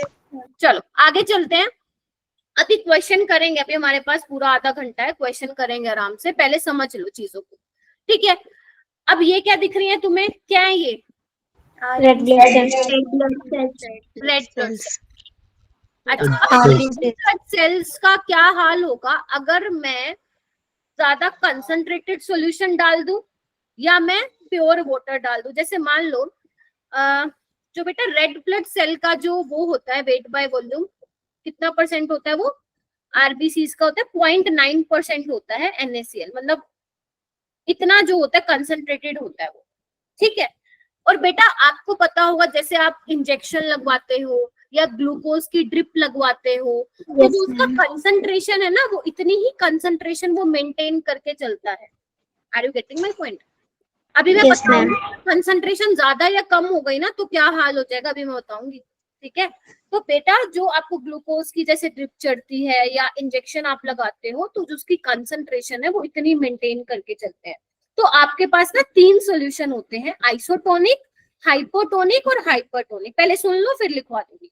आइसोटोनिक का मतलब क्या होता है बेटा, आइसोटोनिक का मतलब ये होता है जहां पे ऑस्मोटिक प्रेशर क्या हो रहा हो, सेम, जहां में ऑस्मोटिक प्रेशर क्या हो, सेम। लेट्स से कि तुम्हारे पास A और B है, ठीक है, तो A और B का ऑस्मोटिक प्रेशर क्या होगा, सेम होगा। अगर मान लो तुम्हें बोल दिया जाए बेटा ये तो आइसोटोनिक है, और जब आइसोटोनिक वाली कंडीशन होती है तो उसमें कोई नेट फ्लो नहीं होता, कोई मूवमेंट क्या होती है नहीं होता सॉल्वेंट मॉलिक्यूल का, ठीक है। और जो आपको इंजेक्शन लगाया जाता है, आप ग्लूकोज की ड्रिप चढ़वाते हो, उसकी कॉन्सेंट्रेशन को मेंटेन किया जाता है जितनी आरबीसी इसकी होती है 0.9%, इसीलिए वहां पे क्या होता है, वो एग्जांपल होता है आइसोटोनिक सॉल्यूशन का। किसका एग्जांपल होता है मेरे बेटा? आइसोटोनिक। लेकिन बेटा इधर आओ, अगर मान लो मैं जो इंजेक्शन ले रही हूँ उसमें मैं प्योर पानी भर लूं और भैया चढ़ा दूं अपने वेन्स में, तो क्या होगा बेटा? तो जैसे ही वो अंदर जाएगा, जो आरबीसीज हैं अब वो ज्यादा कंसंट्रेटेड हो गई, बोलो हाँ या ना? Yes ma'am. अब क्या होगा? आपको पता है ऑस्मोसिस के कारण जो सॉल्वेंट का फ्लो है वो कहाँ से कहाँ होता है? High concentration of solvent to low concentration, यानी कि अब पानी क्या जाएगा? इन सेल्स में जाएगा, तो आपके Yes, सेल्स ma'am. क्या हो जाएंगे? स्वेल हो Swell जाएंगे, हो और जाएंगे। फूल के क्या हो जाएंगे भैया? खत्म। Rupture हो जाएंगे। भी और तुम भी खत्म। लेकिन अगर मान लो तुमने इंजेक्शन में ज्यादा कंसंट्रेटेड सॉल्यूशन भर दिया तो क्या होगा? हाँ बोलो बताओ। मैम वो Shrink कर जाएंगे। Yes, तो वो क्या हो जाएंगे? श्रिंक हो जाएगा, पिचक Shrink कर जाएगा। जाएंगे। प्लाज्मोलिसिस जो आप तुम बायो में यूज करते हो, बट Yes, हो ma'am. जाएगा, श्रिंक हो जाएगा, पिचक जाएगा और तुम भी मर जाओगी। कम गए काम से, ठीक है। तो यानी कि बेटा 3 तरह के सॉल्यूशन होते हैं जो तुमने पढ़ने हैं। लिख लो एक बार जल्दी से। आइसोटोनिक, देखो बच्चों, आइसोटोनिक, हाइपोटोनिक और हाइपरटोनिक। आइसोटोनिक में क्या होता है? पाई 1 पाई 2 के बराबर होता है। लेट से तुम्हारे पास 2 सॉल्यूशन है, दोनों का क्या है? ऑस्मोटिक प्रेशर सेम है, ठीक है। तो वो क्या होंगे? आइसोटोनिक होगा और वहां पे कोई ऑस्मोसिस नहीं होगा। होगा कि नहीं होगा? नहीं होगा। हाइपोटोनिक में मान लेते हैं आपके पास जो फर्स्ट सॉल्यूशन है उसका कंसंट्रेशन ज्यादा है, मतलब उसका ऑस्मोटिक प्रेशर ज्यादा है, तो जो पाई 2 होगा विद रिस्पेक्ट टू पाई 1, तो पाई 2 यहाँ पे क्या होगा? हाइपोटोनिक होगा, मतलब उसकी कंसंट्रेशन क्या है? कम है। और हाइपरटोनिक क्या होगा बेटा? यहाँ पे पाई 1 की कंसंट्रेशन ज्यादा है, यानी कि पाई 1 का सॉल्यूशन क्या है बेटा? हाइपरटोनिक। क्या है? हाइपरटोनिक है। एक काम करना, आज घर पे क्या करोगे, अगर जो एग खाता है या नहीं खाता तो कोई बात नहीं, इसको देख लो, एग की ऊपर की वो शेल्फ निकाल देना, ठीक है। तो जब आप उसको निकालोगे ना, ऐसा कुछ दिखेगा, तो वो किसकी तरह, जो शेल वो निकालोगे तो वो किसकी तरह बिहेव करती है? सेमी परमेबल मेम्ब्रेन की तरह बिहेव करती है। देख पा रहे हो इधर? अगर मैं थोड़ा सा दिखा पाऊँ आपको, ये देखो, ये दिख रहा है? Yes, ma'am. रानी एक बार रिज्वाइन कर बेटा। अगर बेटा तुम अंडे को एग को हाइपोटोनिक सॉल्यूशन में डाल देते हो, मतलब ऐसे सॉल्यूशन में डाल देते हो जिसकी कंसंट्रेशन कम है, तो अंडे का क्या हाल हो जाएगा? उसके अंदर पानी चला जाएगा। या उसके अंदर पानी चला जाएगा और ये ऐसा फूल जाएगा, ठीक है। अच्छा, हाँ, अगर मान लो तुम एग को हाइपरटोनिक सॉल्यूशन में डाल दोगे तो क्या उसका कुछ ऐसा ही हाल हो जाएगा? पिचक जाएगा वो? Yes, ma'am. चलो, ऐसे ही आरबीसीज का भी मैंने बताया था तुम्हें। अगर ज्यादा कंसंट्रेटेड में डालोगे तो भैया पिचक जाएगा, हाइपोटोनिक में डालोगे तो फूल के फट जाएगा, और अगर तुम मान लो कंसंट्रेशन सेम है तो भैया आइसोटोनिक सॉल्यूशन। क्या ये क्लियर है मेरे बच्चों को? Yes, ma'am. पक्का जी? Yes, ma'am. चलो, उसके बाद आता है रिवर्स ऑस्मोसिस, जो हमारे हाउसेज में होता है आरओ, वो होता है रिवर्स ऑस्मोसिस। बेटा ऑस्मोसिस में क्या कर रहे थे हम लोग? ऑस्मोसिस में हम क्या कर रहे थे? सॉल्वेंट का मूवमेंट हो रहा था, कहाँ से कहाँ? सॉल्यूशन की High हो रहा था। concentration. थोड़ा सा मैं दिखा Concentration to low.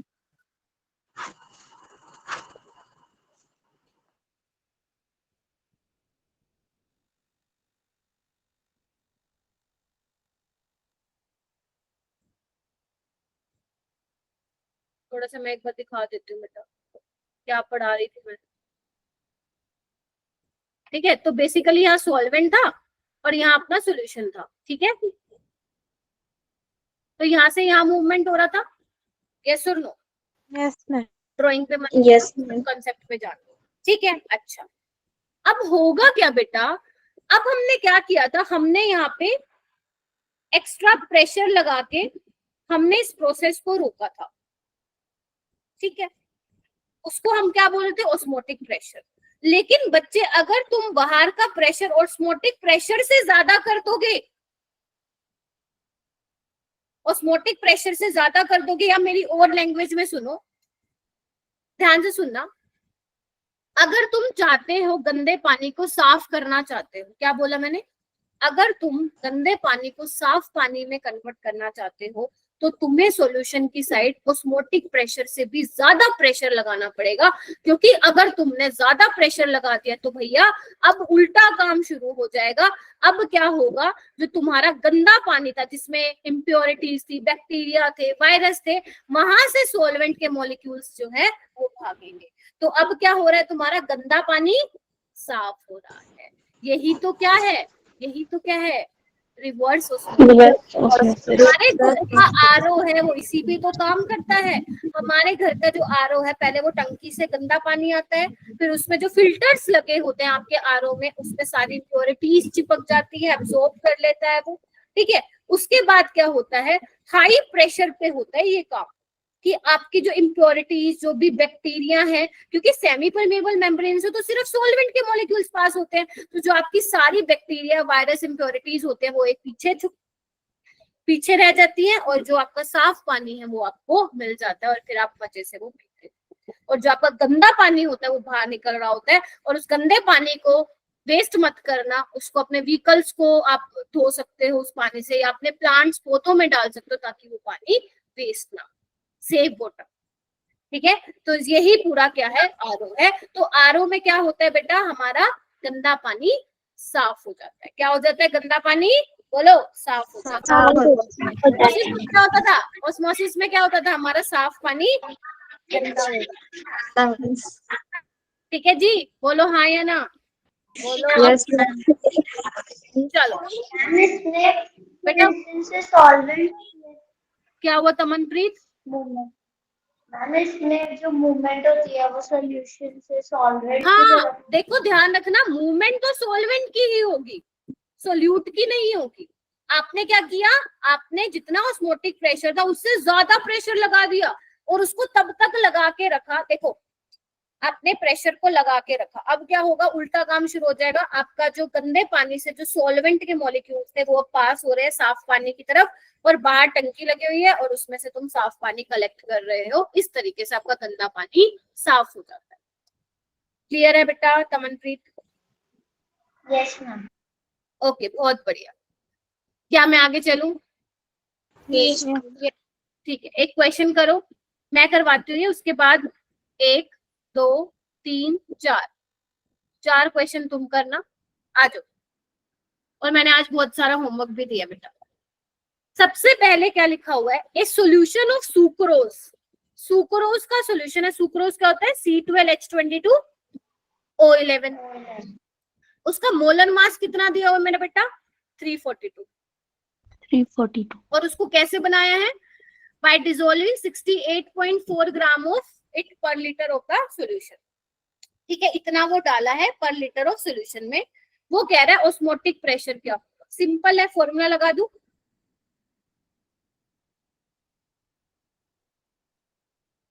Osmotic pressure निकालना है, कंसंट्रेशन क्या है बेटा, number of moles, number of moles क्या होता है, given mass by molar mass, volume कितना है 1 लीटर, आर कितना है 0.082, टेम्परेचर कितना है 273। क्या मेरे बेटा इसको तुम सोल्व कर लोगे, यस मैम। करके बताओ कितना आ रहा है, करके बताओ कितना आ रहा है, सारे बच्चे सोल्व करेंगे।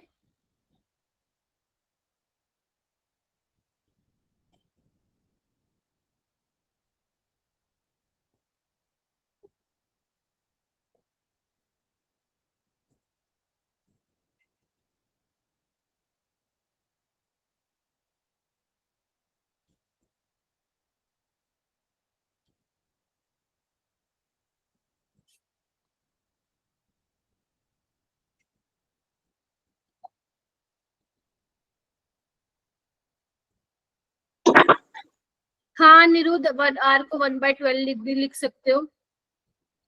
मैम फर्स्ट हाँ जी, अंकिता कह रही है कि 4.2 क्या आ रहा है 4.47 वेरी गुड 4.48 के आसपास आ रहा है, तो इसका correct option, very good Ankita, very good बच्चों, 4.48 इसका आंसर आ जाएगा। ठीक है जी, कोई दिक्कत थी? इजी था क्वेश्चन। यस मैम चलो चलो यस ये वाला तुम करो बेटा, इसका पोल लॉन्च करती हूँ बेटा। ठीक है, कोई आंसर नहीं देगा अभी, अगर आता है तो बहुत अच्छी बात है, लेकिन मैं पोल लॉन्च करूंगी इसका। क्वेश्चन 2 है ना ये।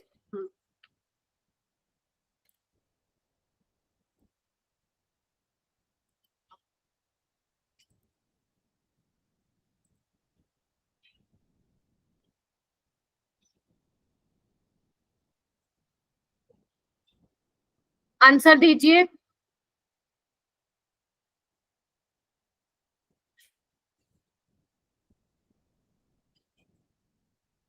बेटा आंसर दो। ऑस्मोसिस अरे पोल में आंसर देना है। वो ये सिद्रा पोल में आंसर दो बेटा।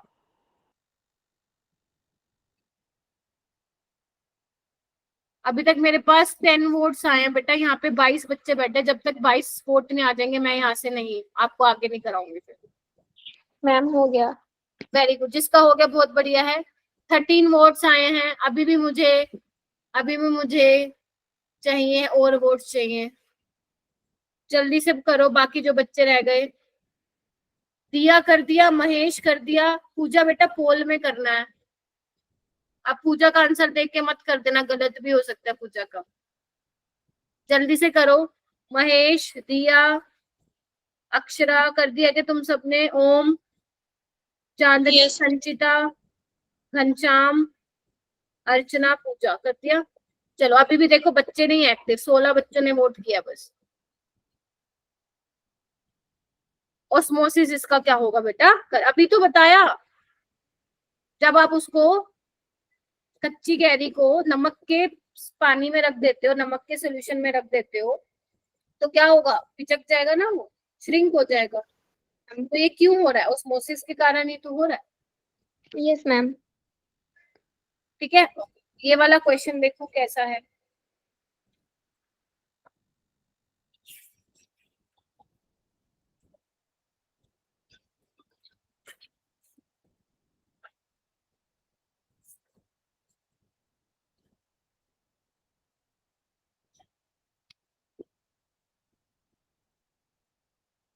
अब देखो इसमें तुम्हें दो दे दिए सॉल्यूशन, यूरिया का भी दे दिया और ग्लूकोज का भी दे दिया।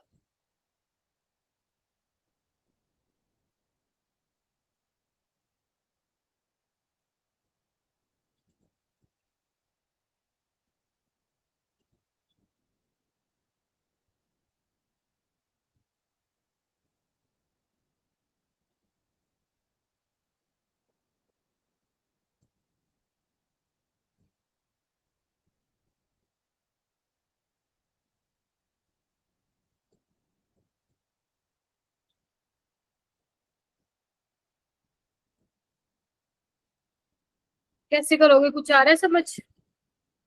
यस मैम करो करो।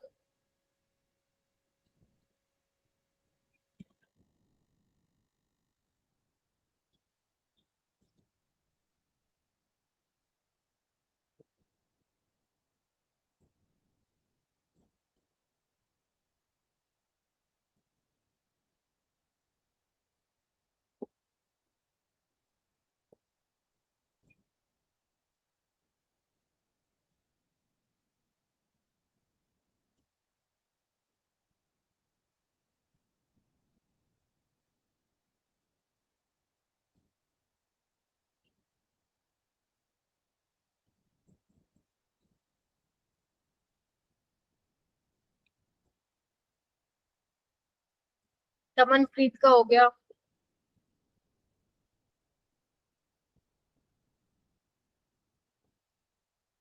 और बताओ। कोई बात नहीं बेटा, अगर आंसर नहीं आए इट्स ओके, आप बस मेरे को अप्रोच बता दो। मैम सी आ रहा है। सी आ रहा है यस मैम। मैम? बहुत ही बढ़िया। हम आगे देखो, आपको क्या दिया हुआ था बेटा? जिसका हो गया, जिसका सी आ रहा है बेटा, प्राउड ऑफ यू, एक एक टॉफी ले लेना मेरी तरफ से। A solution is prepared by dissolving 0.6 gram of urea, molar mass दिया हुआ है, और 1.8 gram of glucose in 100 ml, यानी कि आपके पास 100 ml का सोल्यूशन है। टेम्परेचर ध्यान रखना 27 डिग्री है, उसमें तुमने 0.6 ग्राम यूरिया डाला है और 1.8 ग्राम क्या डाला है, ग्लूकोज डाला है। ऑस्मोटिक प्रेशर बताना है। ऑस्मोटिक प्रेशर CRT होता है बेटा, और कंसंट्रेशन क्या होता है, number of moles per unit volume. अब आपके नंबर ऑफ मोल्स किसके आएंगे, यूरिया के भी और ग्लूकोज। तो आप इसको ऐसे भी कर सकते हो, number of moles of urea plus number of moles of glucose divided by volume into RT। क्या ये क्वेश्चन अब सोल्व नहीं हो जाएगा? Yes ma'am. अब number of moles of urea निकाल लोगे 0.6/60 करके, Yes, ma'am. वॉल्यूम आपको N2 भी निकल जाएगा 1.8 डिवाइडेड बाय 180। वॉल्यूम आपको दे रखा है 100, R दे रखा है 0.02, टेम्परेचर को केल्विन में चेंज कर लेना, 300 केल्विन आ जाएगा। क्या यहाँ से तुम ऑस्मोटिक प्रेशर नहीं निकाल सकते? Yes ma'am. बिल्कुल निकाल सकते हो, बिल्कुल निकाल सकते हो बेटा। यस चलो आगे,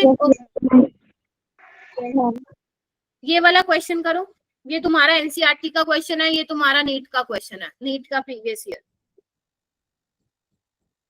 मॉड्यूल करने स्टार्ट कर देना, मतलब अगर तुम्हें लगता है, जैसे मान लो कल सिर्फ 3 क्वेश्चन तुम लोगों ने किए, 4, तो आपको ये आपकी ड्यूटी बनती थी कि एटलीस्ट आप कम से कम 20 से 30 क्वेश्चन तो करते। नहीं किया तो बड़ी गंदी बात है भाई। चलो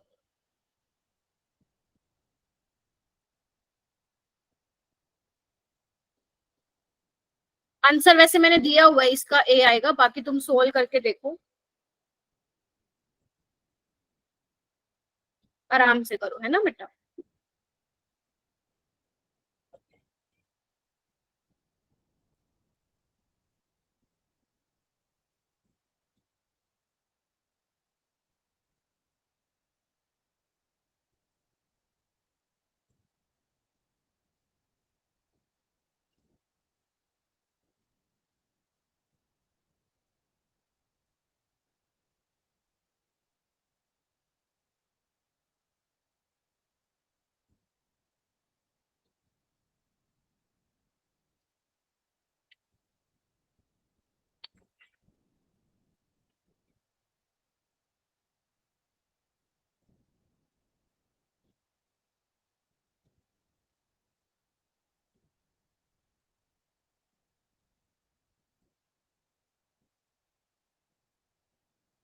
प्रियंका का हो गया, वेरी गुड बेटा। और किसका हो गया? दीक्षा, हर्षिता का भी हो गया क्या? यस प्रियंका कैसे किया बेटा?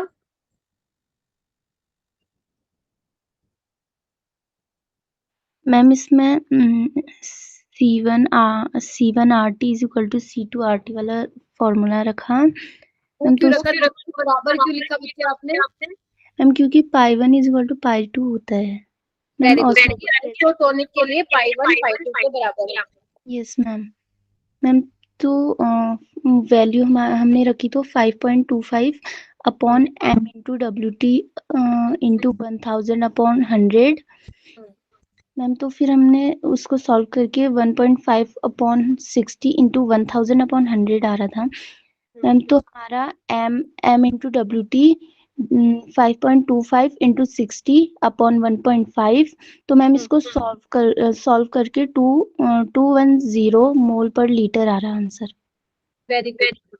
देखो बच्चों, ठीक है, पाई1 पाई2, हाँ, आपका आइसोटोनिक सॉल्यूशन दिया हुआ है, तो मतलब पाई1 पाई2 के बराबर हो जाएगा, मतलब C1RT is equal to C2RT।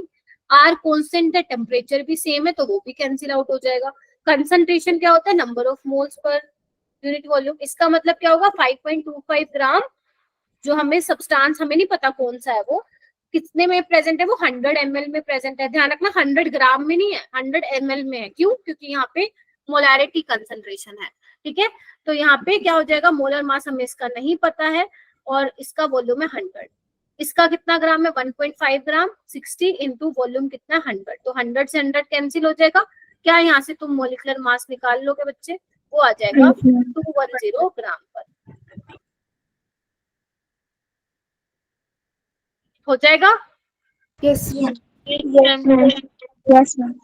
ठीक है, अब ये वाला क्वेश्चन तुम घर कर लेना इसको, ये भी बहुत इजी है। देखो एक बार पढ़ के देख लो, तुम्हें समझ में आ जाएगा क्या पूछ रहा है ये। पढ़ के देखना, स्टेटमेंट जितनी बड़ी है उतना आसान है ये। 1 मिलीलीटर 1 सेंटीमीटर क्यूब के बराबर होता है, तो कंफ्यूज मत हो।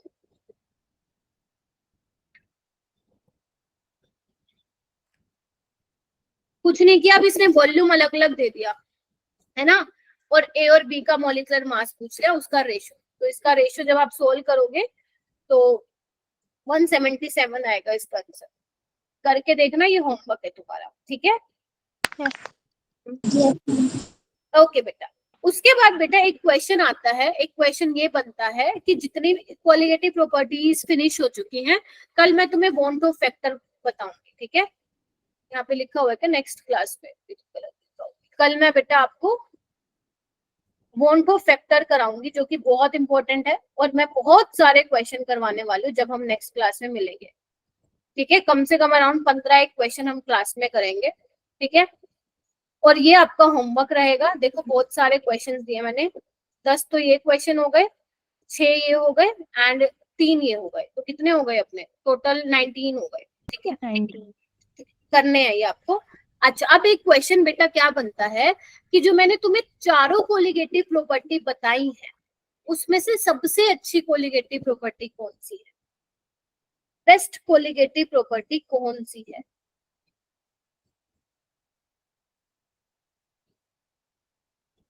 थोड़ा सा दिमाग लगाना बेटा।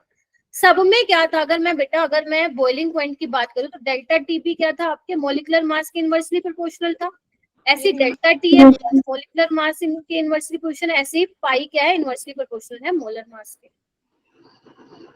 ठीक है, तो एक बात बताओ, अगर मान लो तुमने सुना होगा जो पॉलीमर्स होते हैं उनके जो मॉलिक्यूलर मास होते हैं वो बहुत ज्यादा होते हैं, है ना, जो मैक्रो मॉलिक्यूल्स होते हैं। तो बेटा अगर तुम्हें मैक्रो मॉलिक्यूल्स का मोलर मास निकालना है तो कौन सा अच्छा कोलिगेटिव प्रॉपर्टी होगा? क्या ऑस्मोटिक प्रेशर एक बेस्ट कोलिगेटिव प्रॉपर्टी नहीं होगी?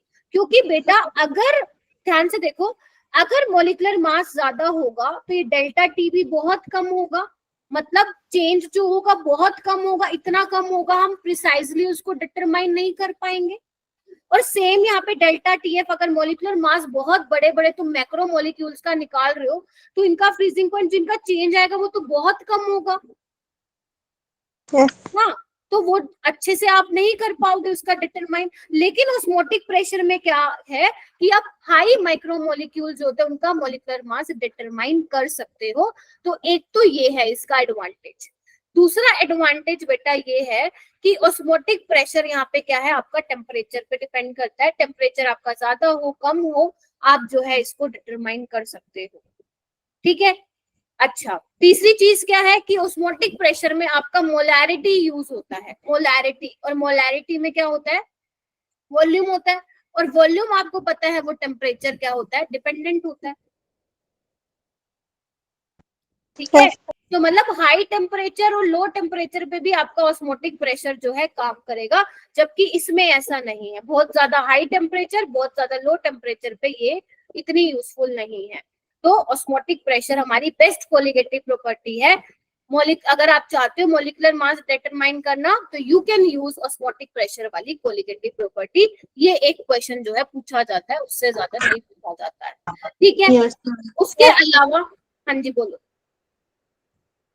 ठीक है, ठीक है, अब मैंने आपको सारी कोलिगेटिव प्रॉपर्टी डिस्कस करा दी। अब आपको क्या करना है मेरा बेटा, जितने भी मैं क्लास में क्वेश्चन कराती हूँ, जितने भी मैं तुम्हें होमवर्क में देती हूँ, आपको वो सारे कर करके देखने। कुछ बच्चे तो मुझे भेज देते हैं, अराउंड 8 से 10 स्टूडेंट मुझे शेयर करते हैं, तो लेकिन क्लास में आज तो वैसे कम थी स्ट्रेंथ, वैसे अपनी 40+ रहती है, तो मैं चाहती हूँ भाई सारे बच्चे करो।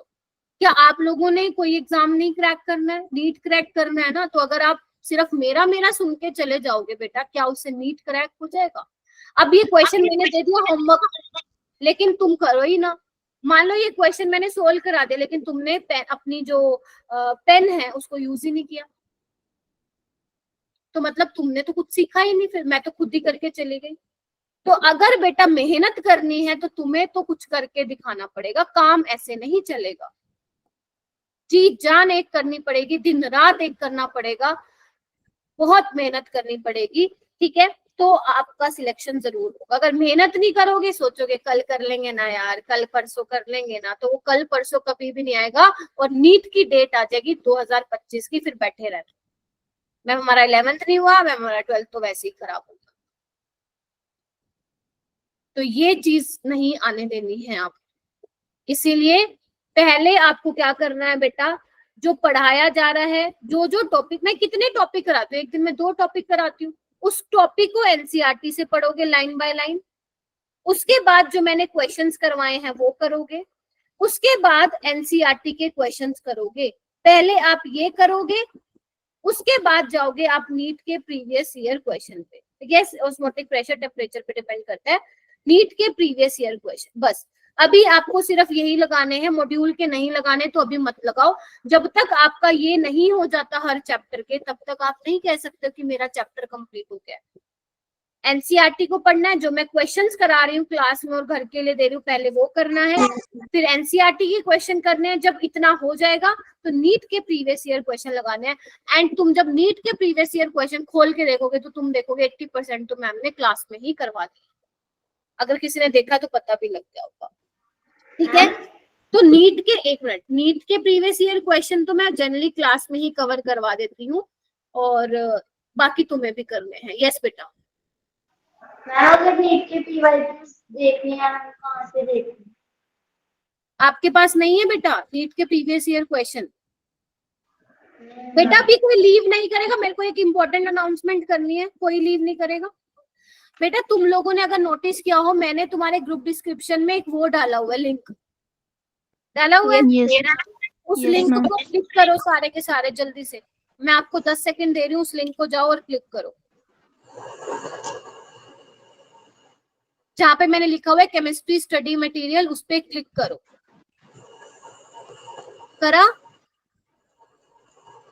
करा बेटा? Yes ma'am.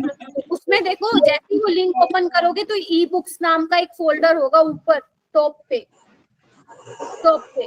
उस ई बुक्स पे क्लिक करो और वहां पे तुम्हें एमटी बहुत सारी बुक्स मिलेंगी। आपको उसमें से एमटीजी जो आपके प्रीवियस ईयर क्वेश्चन है वो वाली बुक आपको मिल जाएगी, वहां से आप प्रैक्टिस करो। कोई नई बुक लेने की जरूरत नहीं है बेटा, आप पहले यही कर लो, वही बहुत है। अगर आपने यही नहीं किया है तो दूसरी बुक या मॉड्यूल करके क्या करोगे? ठीक है। अनाउंसमेंट क्या है? अनाउंसमेंट ये है कि आपका बेटा 2 जून को बायो का टेस्ट है, मतलब बायो का टेस्ट होगा 8 जून को, सॉरी 2 जून को, एंड 9 जून को आपका जो टेस्ट होगा वो पूरा ग्रेड 11 का होगा। घबराना नहीं है, बिल्कुल भी नहीं घबराना। ग्रेड 11 का ये सिर्फ टेस्ट हम इसीलिए ले रहे हैं बेटा, ताकि आप लोग प्रैक्टिस करो, आप लोग थोड़ा सा 11th को भी सीरियसली लो। नो डाउट इसमें स्कोर आपका कम आ सकता है, तो बिल्कुल भी डिमोटिवेट होने के लिए बिल्कुल भी जरूरत नहीं है। आपको क्या करना है इसमें ध्यान से सुनो। ग्रेड 11 में जैसे जैसे मैं आपको टारगेट्स दे रही हूँ वैसे वैसे आपको टारगेट फुलफिल करना है। आज अपनी क्या डेट है बेटा? 28 और आज अपना ट्यूसडे है। तो आपको क्या करना है, ट्यूसडे से संडे तक क्या आप ये 2 चैप्टर कर सकते हो? एक तो पीरियोडिक क्लासिफिकेशन और एक मोल कंसेप्ट, कर सकते हो? Yes ma'am. और इनको कैसे करना है? कैसे करना है आपको इसमें बेटा? प्रियंका वो बेटा इको हो रहा है। हाँ, आपको मैं टॉपिक बता रही हूँ, आपको सिर्फ वही वही पढ़ना है। लिखो टॉपिक जो करना है, लिखो टॉपिक, यहाँ पे लिख देती हूँ मैं। जो आपको टॉपिक टेस्ट के लिए प्रिपेयर करना है लिखो बेटा। पीरियोडिक क्लासिफिकेशन में ionization energy, electron gain enthalpy, घबराना नहीं है, ये आप लोग बस ये सोचो हमारी तैयारी हो जाएगी इस बहाने 11th की, है ना बेटा। इलेक्ट्रोनेगेटिविटी,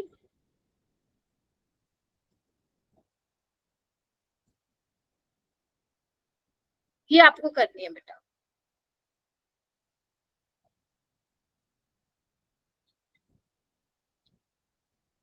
ठीक है, और इसके अलावा आइसो इलेक्ट्रोनिक स्पीसीज। ठीक है, ये 4 टॉपिक प्रिपेयर करने हैं अपने बहुत अच्छे से, बहुत अच्छे से। ठीक है जी, और आप कहाँ से करोगे प्रिपेयर? मैंने आपको अपने डिटेल लेक्चर्स दिए हुए हैं 11th के बेटा, यस मैम। है ना, आप वहां से कवर कर लो। अगर मान लो आप सोच रहे हो कि मैम मैंने आपकी वीडियो रिकॉर्डिंग तो देख ली, तो आप क्वेश्चन लगाओ, क्वेश्चन भी मैंने वहां बताए हुए हैं कहाँ से मिलेंगे और मैंने वहां अपलोड भी किए हुए हैं।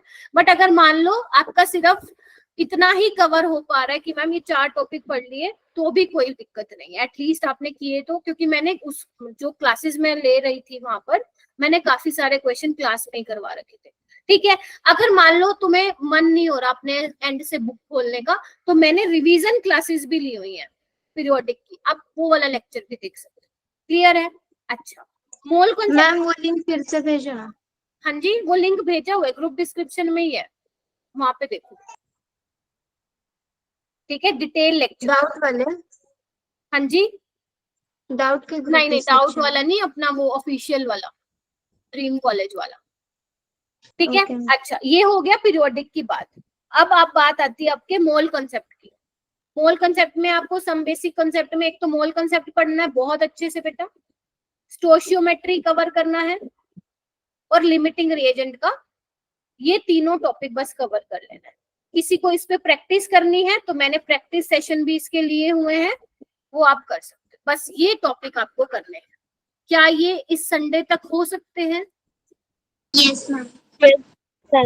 आपका 9 जून को होगा बेटा ग्रेड 11 का टेस्ट, कंप्लीट ग्रेड 11। हालांकि उसमें पूरी ग्रेड 11 आएगी, बट ऐसा मत सोच रहा मैं ये भी चैप्टर कर लूं, मैं ये भी चैप्टर कर लूं, तो वो सारे चैप्टर तो नहीं हो पाएंगे, मैं रिकॉर्डिंग ऑफ कर दूं। ठीक है, वो